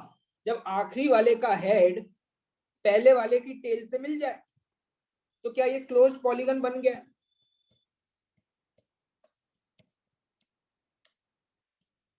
और अगर ये क्लोज्ड पॉलीगन बन गया है तो याद रखने का तरीका, इस केस में नेट रिजल्टेंट की वैल्यू क्या होगी? 0। This is the important point, बहुत ही की पॉइंट है, बहुत ही की पॉइंट। इस पॉइंट को मैं लिख रहा हूं, नोट कर लीजिएगा। If the vectors form closed polygon, क्या कर रहे हैं? If a vector forms closed polygon when added, then when added in the same sense,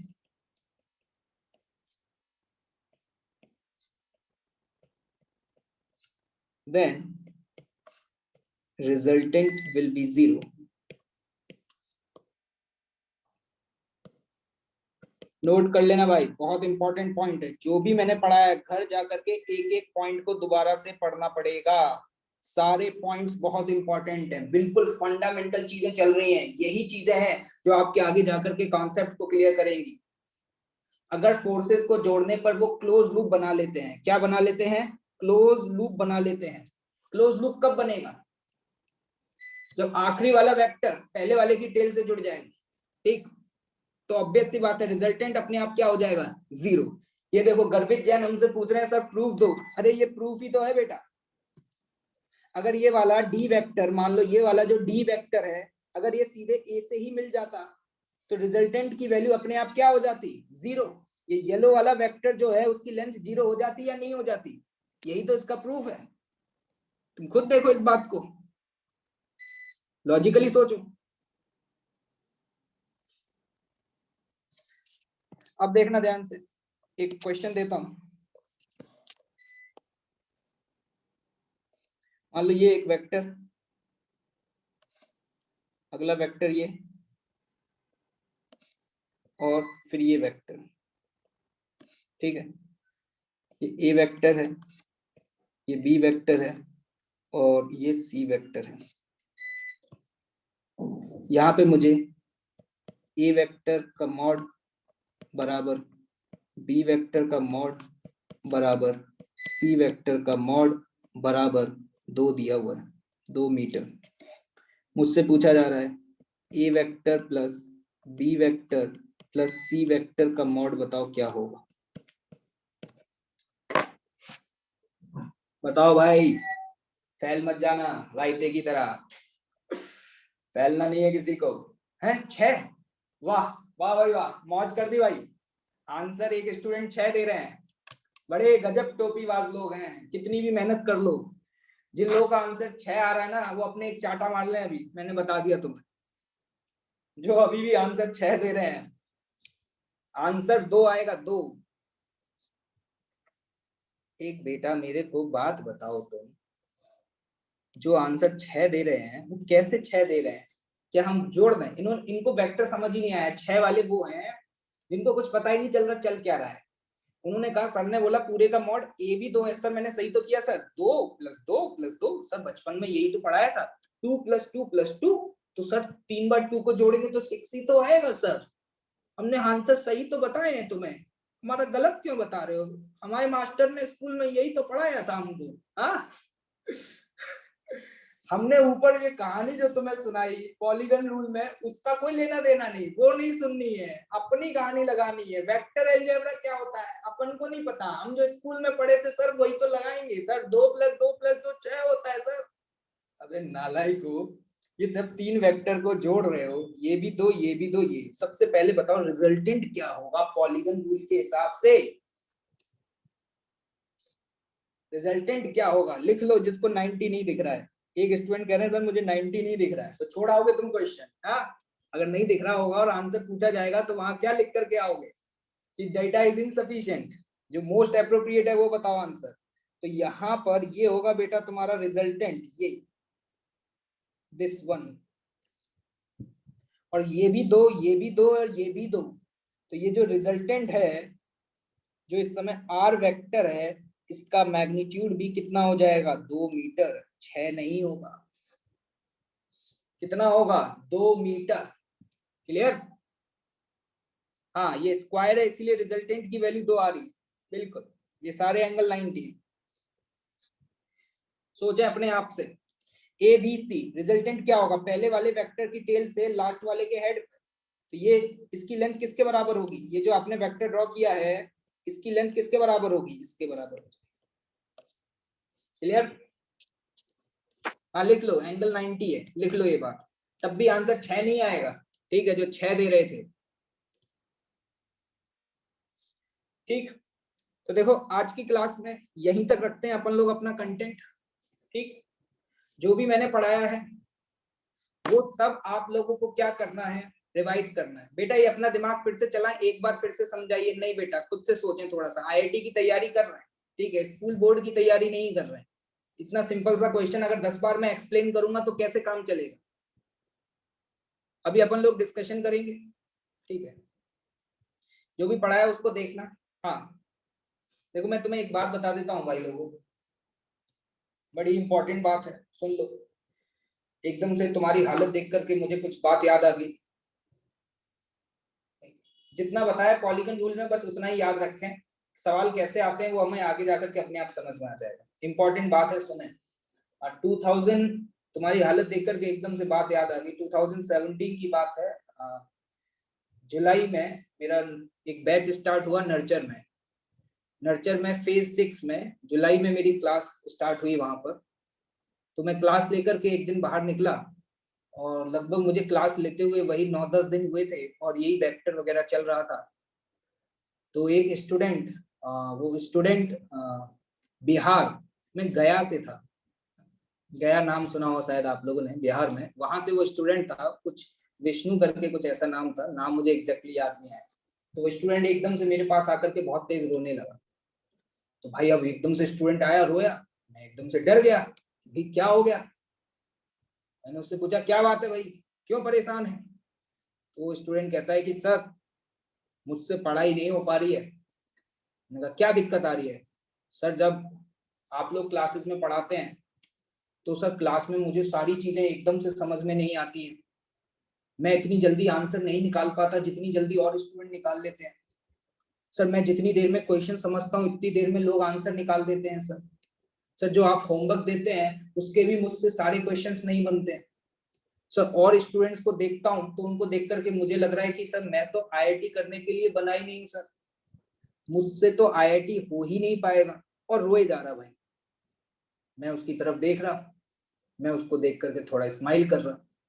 अब मैं जब स्माइल कर रहा तो उसको ये बात बुरी लगी। उसको लगा कि यार सर तो मेरा मजाक बना रहे हैं। मैं अपनी सर के सामने अपनी प्रॉब्लम बता रहा हूँ, अपना दुख सर के सामने रख रहा हूँ और सर हंस रहे हैं। उसकी प्रॉब्लम सुनिएगा कि सर, सुन लिएगा, तुम में से भी कुछ स्टूडेंट की यही प्रॉब्लम रही होगी कि सर मुझे क्वेश्चन एकदम से स्ट्राइक नहीं करते। आप जो होमवर्क देते हैं या अदर सब्जेक्ट में जो होमवर्क मिलता है वो मुझसे पूरा नहीं हो पाता। सर मुझे क्वेश्चन सॉल्व करने में बहुत ज्यादा समय लगता है। मुझे क्वेश्चन पढ़ के तुरंत एकदम से समझ में नहीं आता। मुझे को लैंग्वेज में प्रॉब्लम होती है। ऐसी उसने बहुत सारी बातें बताई। सारी बातें तो मुझे याद नहीं है, कुछ कुछ पॉइंट्स मुझे याद हैं। तो मैं थोड़ा सा स्माइल किया तो उसको ये बात बड़ी बुरी लगी कि सर मुझे देख कर स्माइल कर रहा। फिर मैंने कहा अबे नालायक, 15-16 साल की उम्र में कौन रोता है, चुप तो हो। फिर मैंने उसको एक बात बोली कि कौन सा गेम खेलता है तू? कहता सर क्रिकेट खेला करते थे।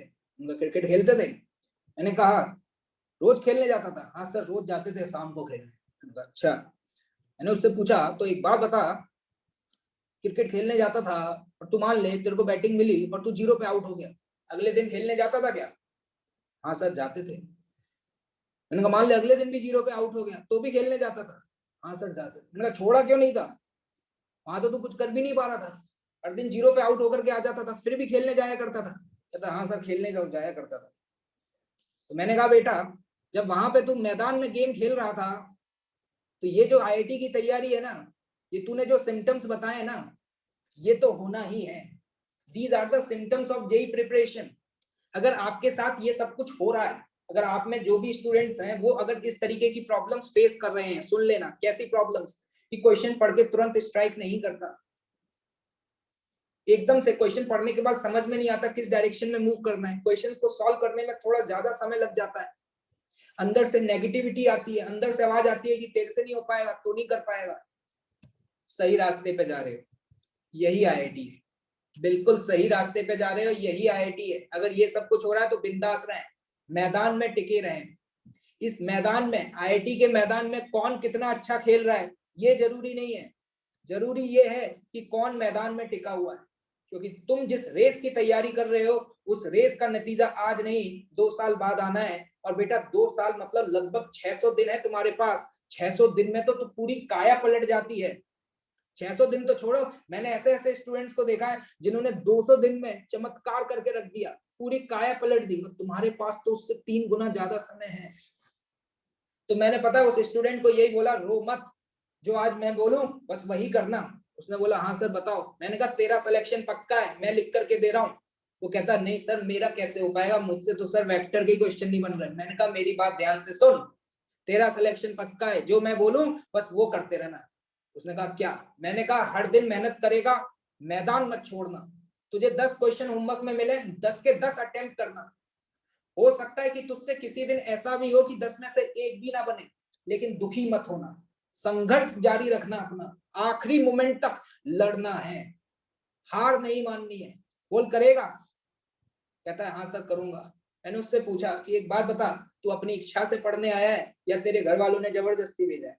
तो कहता है नहीं सर इच्छा से आया हूँ पढ़ने, और सर मेरी फाइनेंशियल कंडीशन भी इतनी अच्छी नहीं है, मेरे पिताजी ने तो कुछ पैसा लेकर के उधार मुझे यहाँ पढ़ने भेजा है, और सर मुझे बस पढ़ना ही है, मुझे बस सर आईआईटीएन बनना है। मैंने कहा अगर तूने सोच लिया तो तू बन के रहेगा, तू बन के रहेगा, बस याद रखना मैदान मत छोड़ना। दिक्कतें आएंगी, तू बार बार गिरेगा, तू बार बार गिरेगा, तुझे बार बार डराया जाएगा, तेरी हिम्मत तोड़ी जाएगी, तुझे फील कराया जाएगा, तेरे अंदर की आवाज तुझे बार बार बोलेगी कि तू नहीं कर सकता, तू नहीं कर सकता, छोड़ दे, तू नहीं कर सकता। लेकिन छोड़ना मत, छोड़ना मत। यहाँ पे मैदान में टिके रहना ही तो सबसे ज्यादा जरूरी है। उसने कहा जैसा सर आप बोलेंगे मैं वैसा करूंगा। मैंने कहा बस यही करना है कि लगे रहना, क्वेश्चन बने या ना बने प्रयास करते रहना। मैं क्लास में पढ़ाऊंगा और भी फैकल्टीज पढ़ाएंगे, ड्यूरिंग द लेक्चर जरूरी नहीं है तुझे सारा कुछ समझ में आ जाए, लेकिन ये मेरा मानना है कि घर जाकर के जो चीजें क्लास में पढ़ाई जाएंगी थोड़ा सा अपने दिमाग का यूज करके रोज पढ़ेगा उसको, तेरी सारी चीजें क्लियर होती जाएंगी। रोज क्वेश्चंस बनाना, नहीं बने फिर भी अटेम्प्ट करना, डिस्कशन को ध्यान से सुनना, और ऐसे ही 2 साल तक मेहनत करनी है, रुकना नहीं है। तुम बिलीव नहीं मानोगे, वो बच्चा जो वेक्टर में स्ट्रगल कर रहा था, जब वो मेरे से दिवाली के बाद, मुलाकात तो रोज होती थी लेकिन दिवाली के बाद पर्सनली आकर के मिला, और उस समय क्लास में शायद थर्मोडायनामिक्स चल रहा था, ठीक है, लगभग मैकेनिक्स पूरा हो चुका था, तो मुझसे आकर के बोलता है कि सर अब मुझे ये कॉन्फिडेंस आ गया है कि आईआईटी में तो मेरा सिलेक्शन होके रहेगा, बस अब आप ये बताओ कि मैं और कितना अच्छा करूं कि मैं अच्छी रैंक लेकर के आऊं। तो देखा ये संघर्ष है। जो इंसान वेक्टर में लड़खड़ा रहा था वो आज मेरे से 5 महीने बाद आकर के कहता है कि सर सिलेक्शन तो मेरा पक्का है, अब आप बताओ मैं क्या करूं। और वो बच्चा, किस्मत की बात कि वो भी आईआईटी रुड़की ही पहुंचा, जहां से मैं पास आउट हुआ, ठीक है, वो भी आईआईटी रुड़की ही पहुंच गया। और अभी कुछ दिन पहले उससे बात हो रही थी तो एकदम से मुझे तुम्हारी हालत देख करके उसकी याद आ गई कि संघर्ष जिसने किया है और जिसने हार नहीं मानी है, जो ये ठान के बैठा हुआ है कि मैं तो यही करूंगा और यही मेरा पागलपन है, उसकी जीत निश्चित है, उसको कोई नहीं हरा पाएगा। बस वो पागलपन है, वो जुनून चाहिए। हर दिन तुम्हें तकलीफ आएंगी, हर दिन तुम्हारे अंदर की आवाज तुमसे कहेगी छोड़ दे बेटा, तू नहीं कर सकता। छोड़ना नहीं, जो टिका रहा जीत उसी की होगी। तो याद रखना इस बात को। ये मैंने अभी समझाया ना, ये जो संघर्ष हो रहा है, तुम एकदम से कोई चीज समझ नहीं आती, तुम पागल हो जाते हो, सर दोबारा बताओ, सर दोबारा बताओ, सर मुझे समझ में नहीं आ रहा, सर मुझसे क्वेश्चन नहीं बन रहे। This is not the way to prepare for IIT। Just cool down, relax रहो, क्लास में बातों को सुनो, घर जाकर के उनको एक एक लाइन को दोबारा से पढ़ो। मैं यहाँ पर एक ही चीज को 50 बार बता दूं, लेकिन उससे तुम्हारा दिमाग थोड़ा ना चलेगा। तुम्हारा दिमाग कब चलेगा? जब तुम अपने दिमाग से सोचोगे चीजों के बारे में। तो मेरे बताने से कुछ नहीं होगा। जितना जरूरी है, जितना मुझे बताना है, मैं उतना बताऊंगा। मेरा काम है तुम्हें रास्ता दिखाना, दौड़ना तुम्हें है। तो तुम्हें प्रयास करना है। ये जो बच्चों की तरह तुम हरकतें करते हो, सर दोबारा बताओ, कुछ समझ नहीं आ रहा सर, कुछ समझ नहीं आ रहा सर, ये कैसे हो गया ये? भैया ऐसे IIT में नहीं पहुंच पाओगे, ऐसे IIT में नहीं पहुंच पाओगे।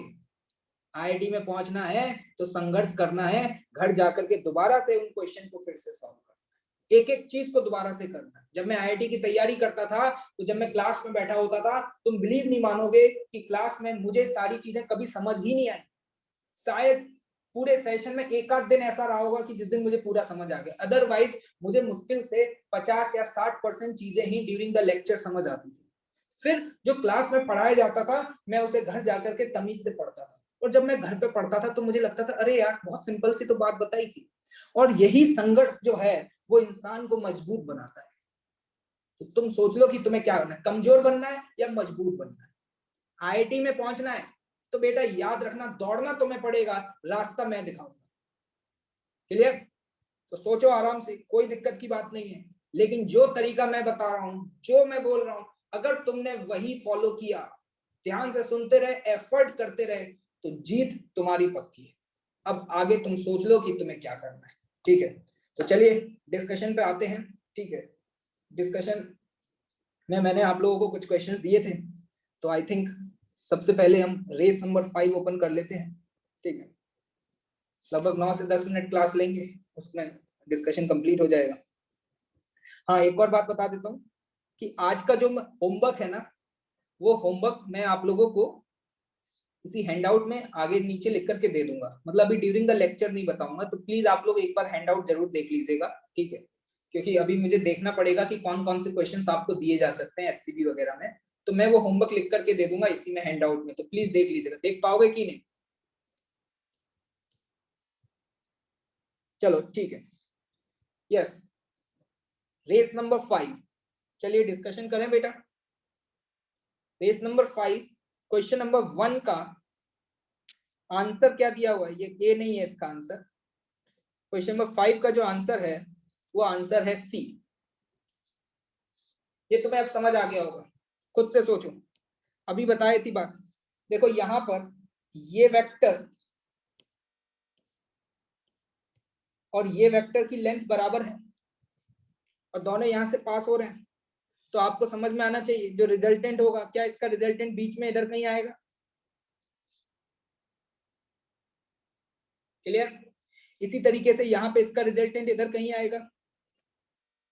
वैसे तो मैंने रेस नंबर 5 के सॉल्यूशन अपलोड कर दिए थे, तो शायद आप लोगों ने देख भी लिए होंगे। Resultant is between the two vectors, कुछ याद आ रहा है? यहाँ पे डी का इधर आएगा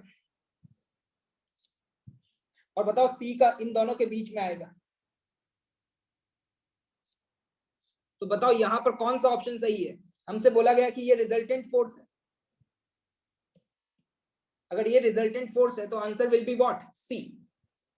क्लियर? ओके, बहुत बढ़िया। 2, 3 हम डिस्कस कर चुके हैं। यस, ये क्वेश्चन 5, 6, 7 देख लो आंसर क्या है। बताओ 5, 6, 7 में आपको किसी में डाउट? 5th का सी, 6th का दिल्ली और 7th का कैलकाटा। ओके, देखो 5th तो आपको क्लियर हो जाना चाहिए। ठीक है, 5th में ए वेक्टर प्लस बी वेक्टर बराबर सी और साथ ही साथ लिखा है ए प्लस बी बराबर सी। तो ये तभी संभव हो सकता है जब थीटा की वैल्यू क्या हो? 0 हो। इसके बारे में हमने कल चर्चा करी थी, क्यों भाई? याद है? ए का मैग्नीट्यूड प्लस बी का मैग्नीट्यूड बराबर सी का मैग्नीट्यूड कब होगा? यहाँ पे सिर्फ आपको पहली कंडीशन नहीं देखनी है, आपको दूसरी भी कंडीशन देखनी है, ए का मैग्नीट्यूड प्लस बी का मैग्नीट्यूड बराबर सी के मैग्नीट्यूड कब होगा? कल मैंने बताया था दोनों का मैग्नीट्यूड अगर ऐड हो जाए तो वो तभी होगा जब थीटा 0 होगा। तो ऐसा सी ऑप्शन में हो रहा है, देखो ध्यान से बेटा। फिफ्थ का बी कैसे हो जाएगा? क्या फिफ्थ के बी में तुम ए प्लस बी बराबर सी लिख सकते हो क्या? ए की लेंथ प्लस बी की लेंथ बराबर सी की लेंथ लिख सकते हो क्या? हमें सिर्फ ये वाली कंडीशन नहीं देखनी है, हमें ये वाली कंडीशन भी देखनी है कि कल मैंने आपको बताया था कि अगर रिजल्टेंट दोनों इंडिविजुअल वेक्टर का सम है वो तभी आ सकता है जब थीटा की वैल्यू क्या हो? 0 हो। हमें सिर्फ ये चेक नहीं करना है कि रिजल्टेंट कौन है, दोनों कंडीशन एक साथ सेटिस्फाई होनी चाहिए। क्लियर? अब देखो सिक्स्थ वाला इंपॉर्टेंट है, ए प्लस बी बराबर सी है। देखो ऐसी जब भी कोई भी कंडीशन आएगी ना कि दो का मैग्नीट्यूड ऐड करने पे तीसरे के बराबर है, तो ऐसी कंडीशन तभी आ सकती है जब तीनों वेक्टर कोलिनियर हो। कोलिनियर का मतलब है कि तीनों वेक्टर एक ही लाइन के अलग हो, मतलब ए वेक्टर भी, मतलब ये वाली कंडीशंस में तो ऐसा नहीं हो सकता। तो अब कुछ लोगों का सिक्स का आंसर सी आ रहा होगा। तो देखो यहाँ पे ध्यान से, हमें ये दो कंडीशन सेटिस्फाई करनी है, ए माइनस बी बराबर सी। ये रहा तुम्हारा ए वेक्टर, ये तुम्हारा बी वेक्टर और ये बेटा सी वेक्टर। एक बात बताओ, अगर मैंने माइनस बी लिखा है तो माइनस बी का मतलब क्या हुआ? माइनस बी का मतलब बताओ, ये मैंने बताया था, माइनस बी का मतलब हुआ ये वाला वेक्टर।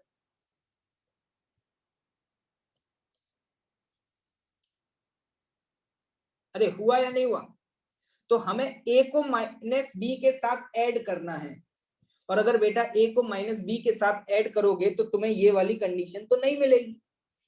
उसमें तो क्या होगा, मान लो तुम्हारा ए आगे की तरफ होता, मान लो कितना, 5 न्यूटन, ठीक है, ये ए वेक्टर है मान लो, और जो बी वेक्टर है वो इधर हो जाता, ये माइनस के बी वेक्टर इस दिशा में, और ये होता 2 न्यूटन। तो बताना अगर रिजल्टेंट पूछा जाता तुमसे तो 5 और 2 को ऐड करते तो दोनों सेम डायरेक्शन में, अपोजिट डायरेक्शंस में, अपोजिट डायरेक्शंस में। तो 5 प्लस 2 करते हैं, 5 माइनस 2 करते, 5 माइनस 2 करते, 5 आगे लग रहा है 2 पीछे लग रहा है, और यहाँ पे रिजल्ट क्या दिया, ए प्लस बी बराबर सी। सी ये वाला वेक्टर है, तो इसका मतलब हमारा सी ऑप्शन गलत हो जाएगा और डी सही हो जाएगा, क्योंकि यहाँ पे बी को उल्टा करके बनाया है। तो आपको ऑलरेडी समझ में आ रहा है माइनस ऑफ बी वेक्टर ये बन जाएगा। सोचिएगा, थोड़ा सा दिमाग का यूज करिएगा, अपने आप समझ में आ जाएगी बात। थोड़ा सा दिमाग का यूज करेंगे, अपने आप समझ में आ जाएगा। ठीक है, कल ये सारी चीजें मैं बता चुका हूं। नेक्स्ट क्वेश्चन नंबर 7, ए वेक्टर प्लस बी वेक्टर बराबर सी वेक्टर और सी बराबर ए बराबर बी। ये तो आप ऑप्शन से ही चेक कर सकते हैं। यहाँ पे आपको बताओ रिजल्टेंट कौन है, ए प्लस बी बराबर सी है, रिजल्टेंट कौन है, सी। तो सी जो रिजल्टेंट होगा उसका टेल टू टेल और हेड टू हेड जोड़ा होना चाहिए। देखो ए ऑप्शन में कौन है ऐसा वेक्टर जिसका हेड टू हेड और टेल टू टेल जोड़ा हुआ है? बी वेक्टर है, तो पहला गलत हो गया। दूसरे वाले में कौन है रिजल्टेंट? दूसरे वाले में कौन है रिजल्टेंट? क्या यहाँ भी बी है? तो ये भी गलत हो गया, क्योंकि हमें रिजल्टेंट कौन चाहिए, सी। तो वो सिर्फ हमें सी ऑप्शन में ही दिखाई दे रहा है। अगर डी ऑप्शन देखें तो डी ऑप्शन में आप देख पा रहे होंगे क्लोज पॉलीगन बन रहा है, ये मैंने बात बताई थी। अगर क्लोज पॉलीगन बन रहा है तो हम डायरेक्टली यहाँ पे बोलेंगे a vector plus B vector plus c vector बराबर 0 होगा। Which is the correct answer? C will be the correct answer. और जो स्टूडेंट्स यहाँ पे, एक आध स्टूडेंट यहाँ पे बोल रहा है सर ये समझ नहीं आया, ये मैंने सॉल्यूशंस इसके शेयर कर दिए हैं, आप आराम से सॉल्यूशंस देख लीजिएगा, आपको वहां से क्लियर हो जाएगा। ठीक है, वैसे तो बहुत आसान क्वेश्चंस हैं, इसमें ज्यादा कुछ बताने के लिए है ही नहीं। ओके, चलिए अब आ जाते हैं हम शीट पर। यस, एक्सरसाइज S1 क्या आप लोगों ने सॉल्व किया?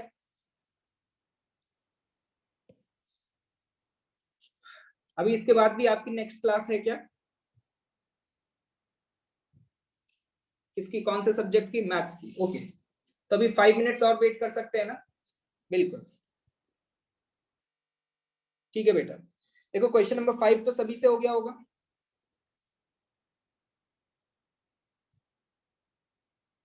ओके, क्वेश्चन नंबर 10 भी डिस्कस करने की जरूरत नहीं है मुझे, क्योंकि 10 जैसा क्वेश्चन हम ऑलरेडी क्लास में कर चुके हैं। क्वेश्चन नंबर 9 देख लीजिएगा। अब यहाँ पर ध्यान से देखना, ये 100 डाइन लिखा हुआ है। मैं आपको बता दूं, 1 न्यूटन में कितने डाइन होते थे? 10 की पावर 5 डाइन। और इसी को लिखा जा सकता है 10 की पावर 3। देखना ध्यान से सुनना, ये बराबर होगा, और 1 न्यूटन में कितने मिली, मिली का मतलब होता है पावर 3।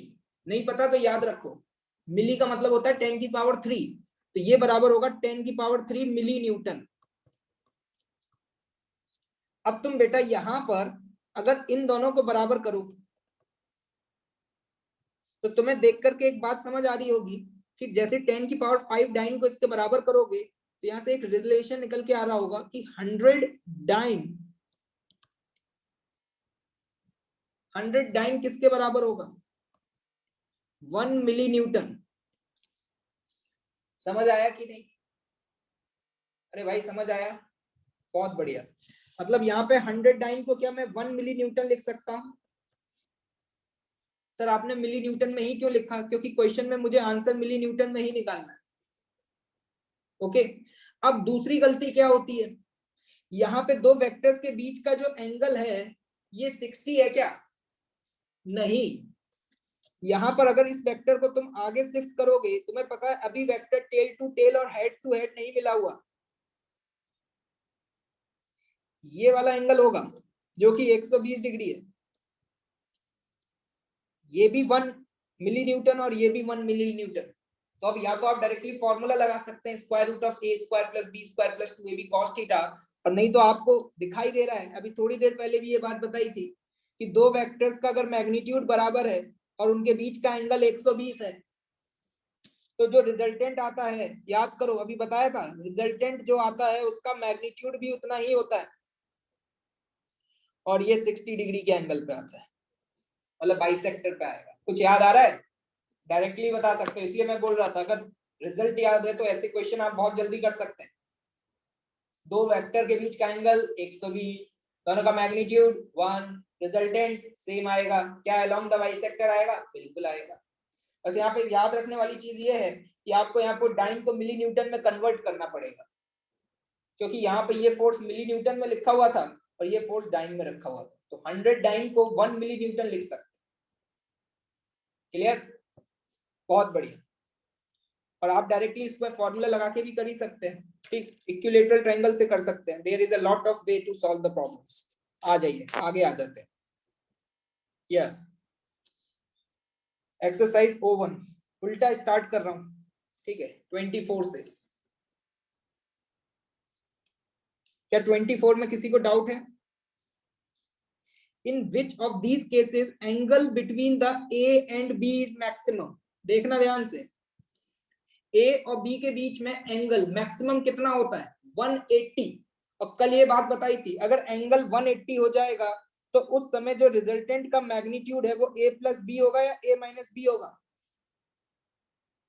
ये कब आएगा? याद करो, नोट्स पढ़ लेना एक बार। थीटा की वैल्यू अगर 180 डिग्री है तो रिजल्टेंट A माइनस बी होगा। तो what will be the correct answer? C। ठीक है, अब आते हैं।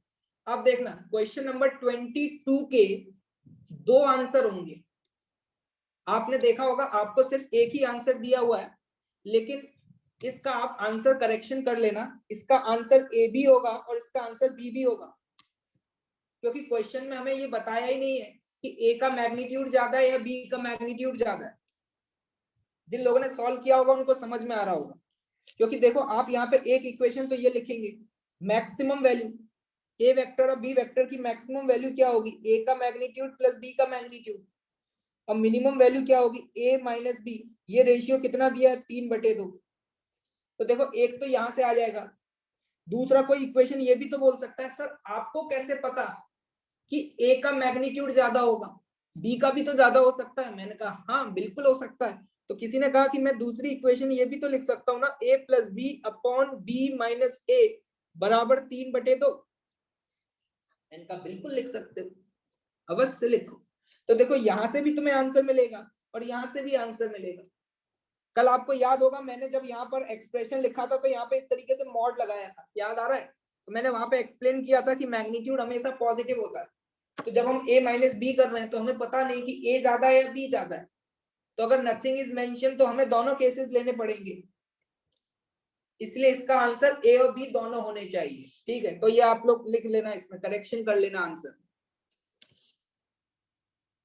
Okay, next question number 19।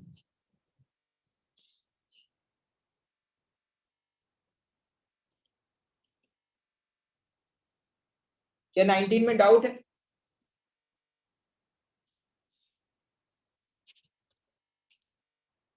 क्या 20 मैंने क्वेश्चन होमवर्क में दिया था?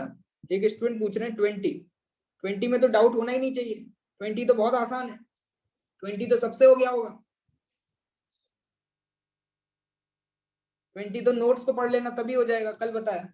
19 देखो, देखो दो वेक्टर है p और q, उनका रिजल्टेंट √7q आ रहा है। एक बात बताओ मुझे, तुम यहाँ पे क्या लिखोगे? √7q बराबर, ये रिजल्टेंट है दो वेक्टर का, बराबर 2pq cos 60, और cos 60 की वैल्यू 1/2। समझ आया क्या लिखा है मैंने? अब इसके बाद स्क्वायर कर दो दोनों तरफ। अगर दोनों तरफ स्क्वायर कर दोगे तो देखो 7q² बराबर आ जाता है p² plus q² plus pq। इसको इधर ले आओगे तो p² प्लस pq माइनस के 6q² बराबर 0। यहां तक तो सभी ने लिख लिया होगा यार, यहां तक तो आना चाहिए। यहां तक तो लिख पाए कि नहीं लिख पाए? अब हमें बेसिकली p/q की वैल्यू निकालनी है, तो यार p/q की वैल्यू कैसे निकालें? तो देखो क्या करो, पूरी इक्वेशन को q² से डिवाइड कर दो, तुम्हें कुछ दिखाई दे जाएगा। q² से जैसे ही डिवाइड करोगे तो ये बन जाएगा p/q का whole square plus p/q minus 6 बराबर 0। समझ में आ रहा है क्या किया? इस पूरी इक्वेशन को q² से डिवाइड कर दिया जनाब। अब देखो यहां पर क्या करो, p/q को t ले लो। क्या ले लो? t। अब बहुत आसान है, आप इसके आगे इसको क्वाड्रेटिक इक्वेशन बना सकते हैं, t² plus t minus 6 equal to 0। अब फैक्टराइजेशन मेथड आपको आता होगा, उससे इसके रूट निकालोगे। इसके दो रूट आते हैं, इसके दो रूट आते हैं, बताओ क्या? एक रूट आता है -3 और एक रूट आता है क्या? 2।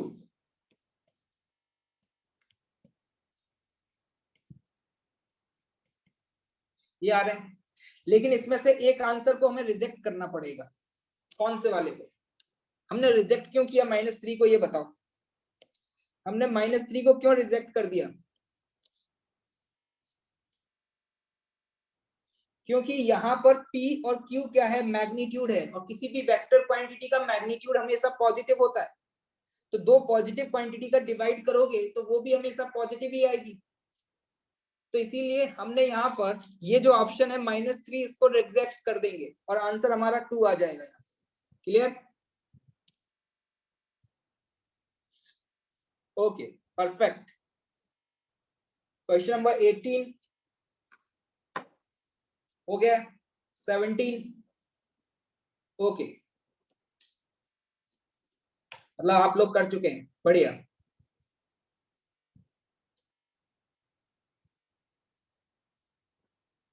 एक स्टूडेंट मुझसे ये पूछ रहे हैं कि सर क्वेश्चन नंबर 18 बता दो। बेटा मैं एडवाइस करूंगा आज एक बार दोबारा से सॉल्व करो घर जाकर के, इस तरीके का क्वेश्चन हम ऑलरेडी कर चुके हैं। ठीक है, नहीं होगा तो मैं अगली क्लास में पक्का बता दूंगा, लेकिन एक बार दोबारा से ट्राई करो इस क्वेश्चन को। ठीक है, 18 और 17 टाइप के क्वेश्चन हम क्लास में कर चुके हैं, इसलिए मैं कहूंगा एक बार आप क्लास नोट्स के क्वेश्चन पढ़ लेना, उसके बाद हो जाएगा आप लोगों से। कर पाएंगे? तो देखो 17 और 18 को मैं नेक्स्ट क्लास में फिर से पूछूंगा आप लोगों से।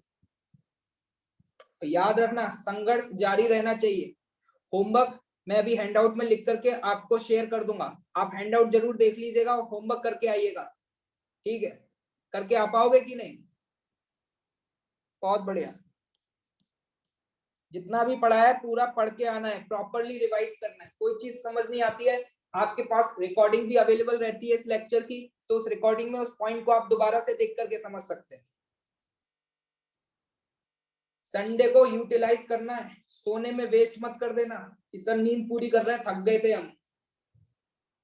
ओके, तो चलिए मुलाकात होगी फिर अगली क्लास में, ध्यान रखिएगा अपना। Okay, take care. मैथ्स की क्लास के लिए बी रेडी।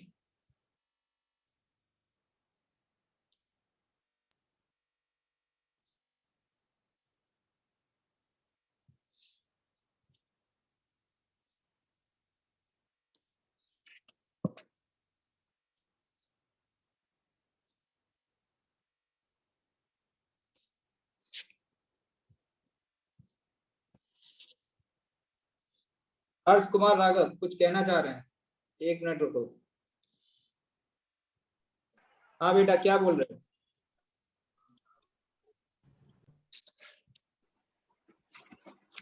सर हाँ सर आपने कहा था जैसे कि अगर कभी मतलब अगर सब चीज सही चल रहा होता तो बड़ी मतलब गलत हो रहा है, तो मेरा कोई डाउट नहीं रहता, क्लास में मैं जो करता हूँ उसे समझ आ जाता है, तो कोई गलत है उसमें? नहीं नहीं नहीं, कोई गलत नहीं है। मतलब मेरा कहने का क्योंकि मतलब मेरे सारे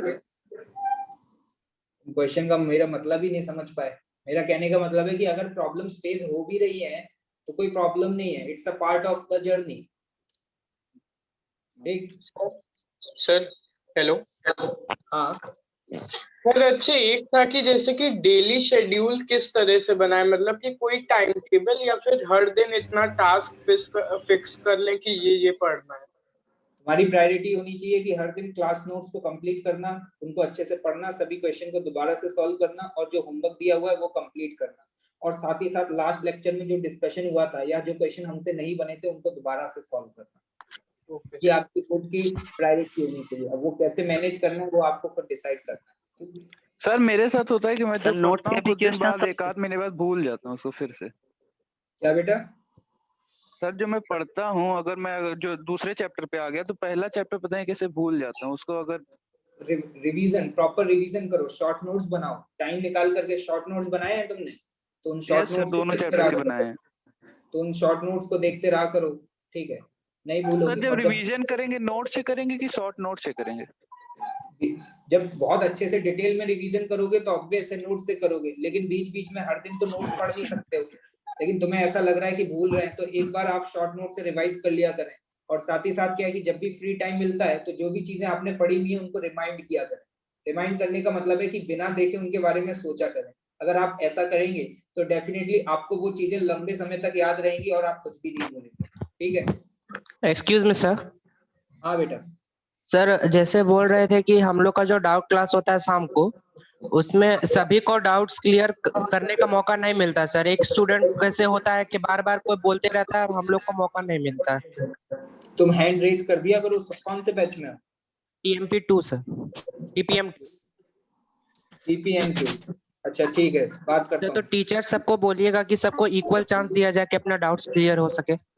तो चांस तो इक्वल है सभी के पास, इसमें पार्शियलिटी थोड़ी ना करी जा रही है किसी स्टूडेंट के साथ। नहीं सर, किसी स्टूडेंट जो होता है वो बार बार अपना डाउट्स पूछता है और हम लोग का जो वॉइस है सर कभी कभी हो सकता है कि वो ओवरलैप हो जाता है, फिर उसी का डाउट्स पूछा जाता है तो हम लोग का डाउट्स पीछे छूट जाता है। ठीक है, okay, sure. Thank you sir. Sir हाँ, अब क्लास ओवर हो रही है, मैथ्स की क्लास शुरू हो रही है, जाओ करो ना। सर आईपैड में जो LN+ ऐप है ना सर, उसमें चैट और वॉइस का ऑप्शन नहीं आता। अच्छा, तो ओके क्या सर, किया बाय। जाए?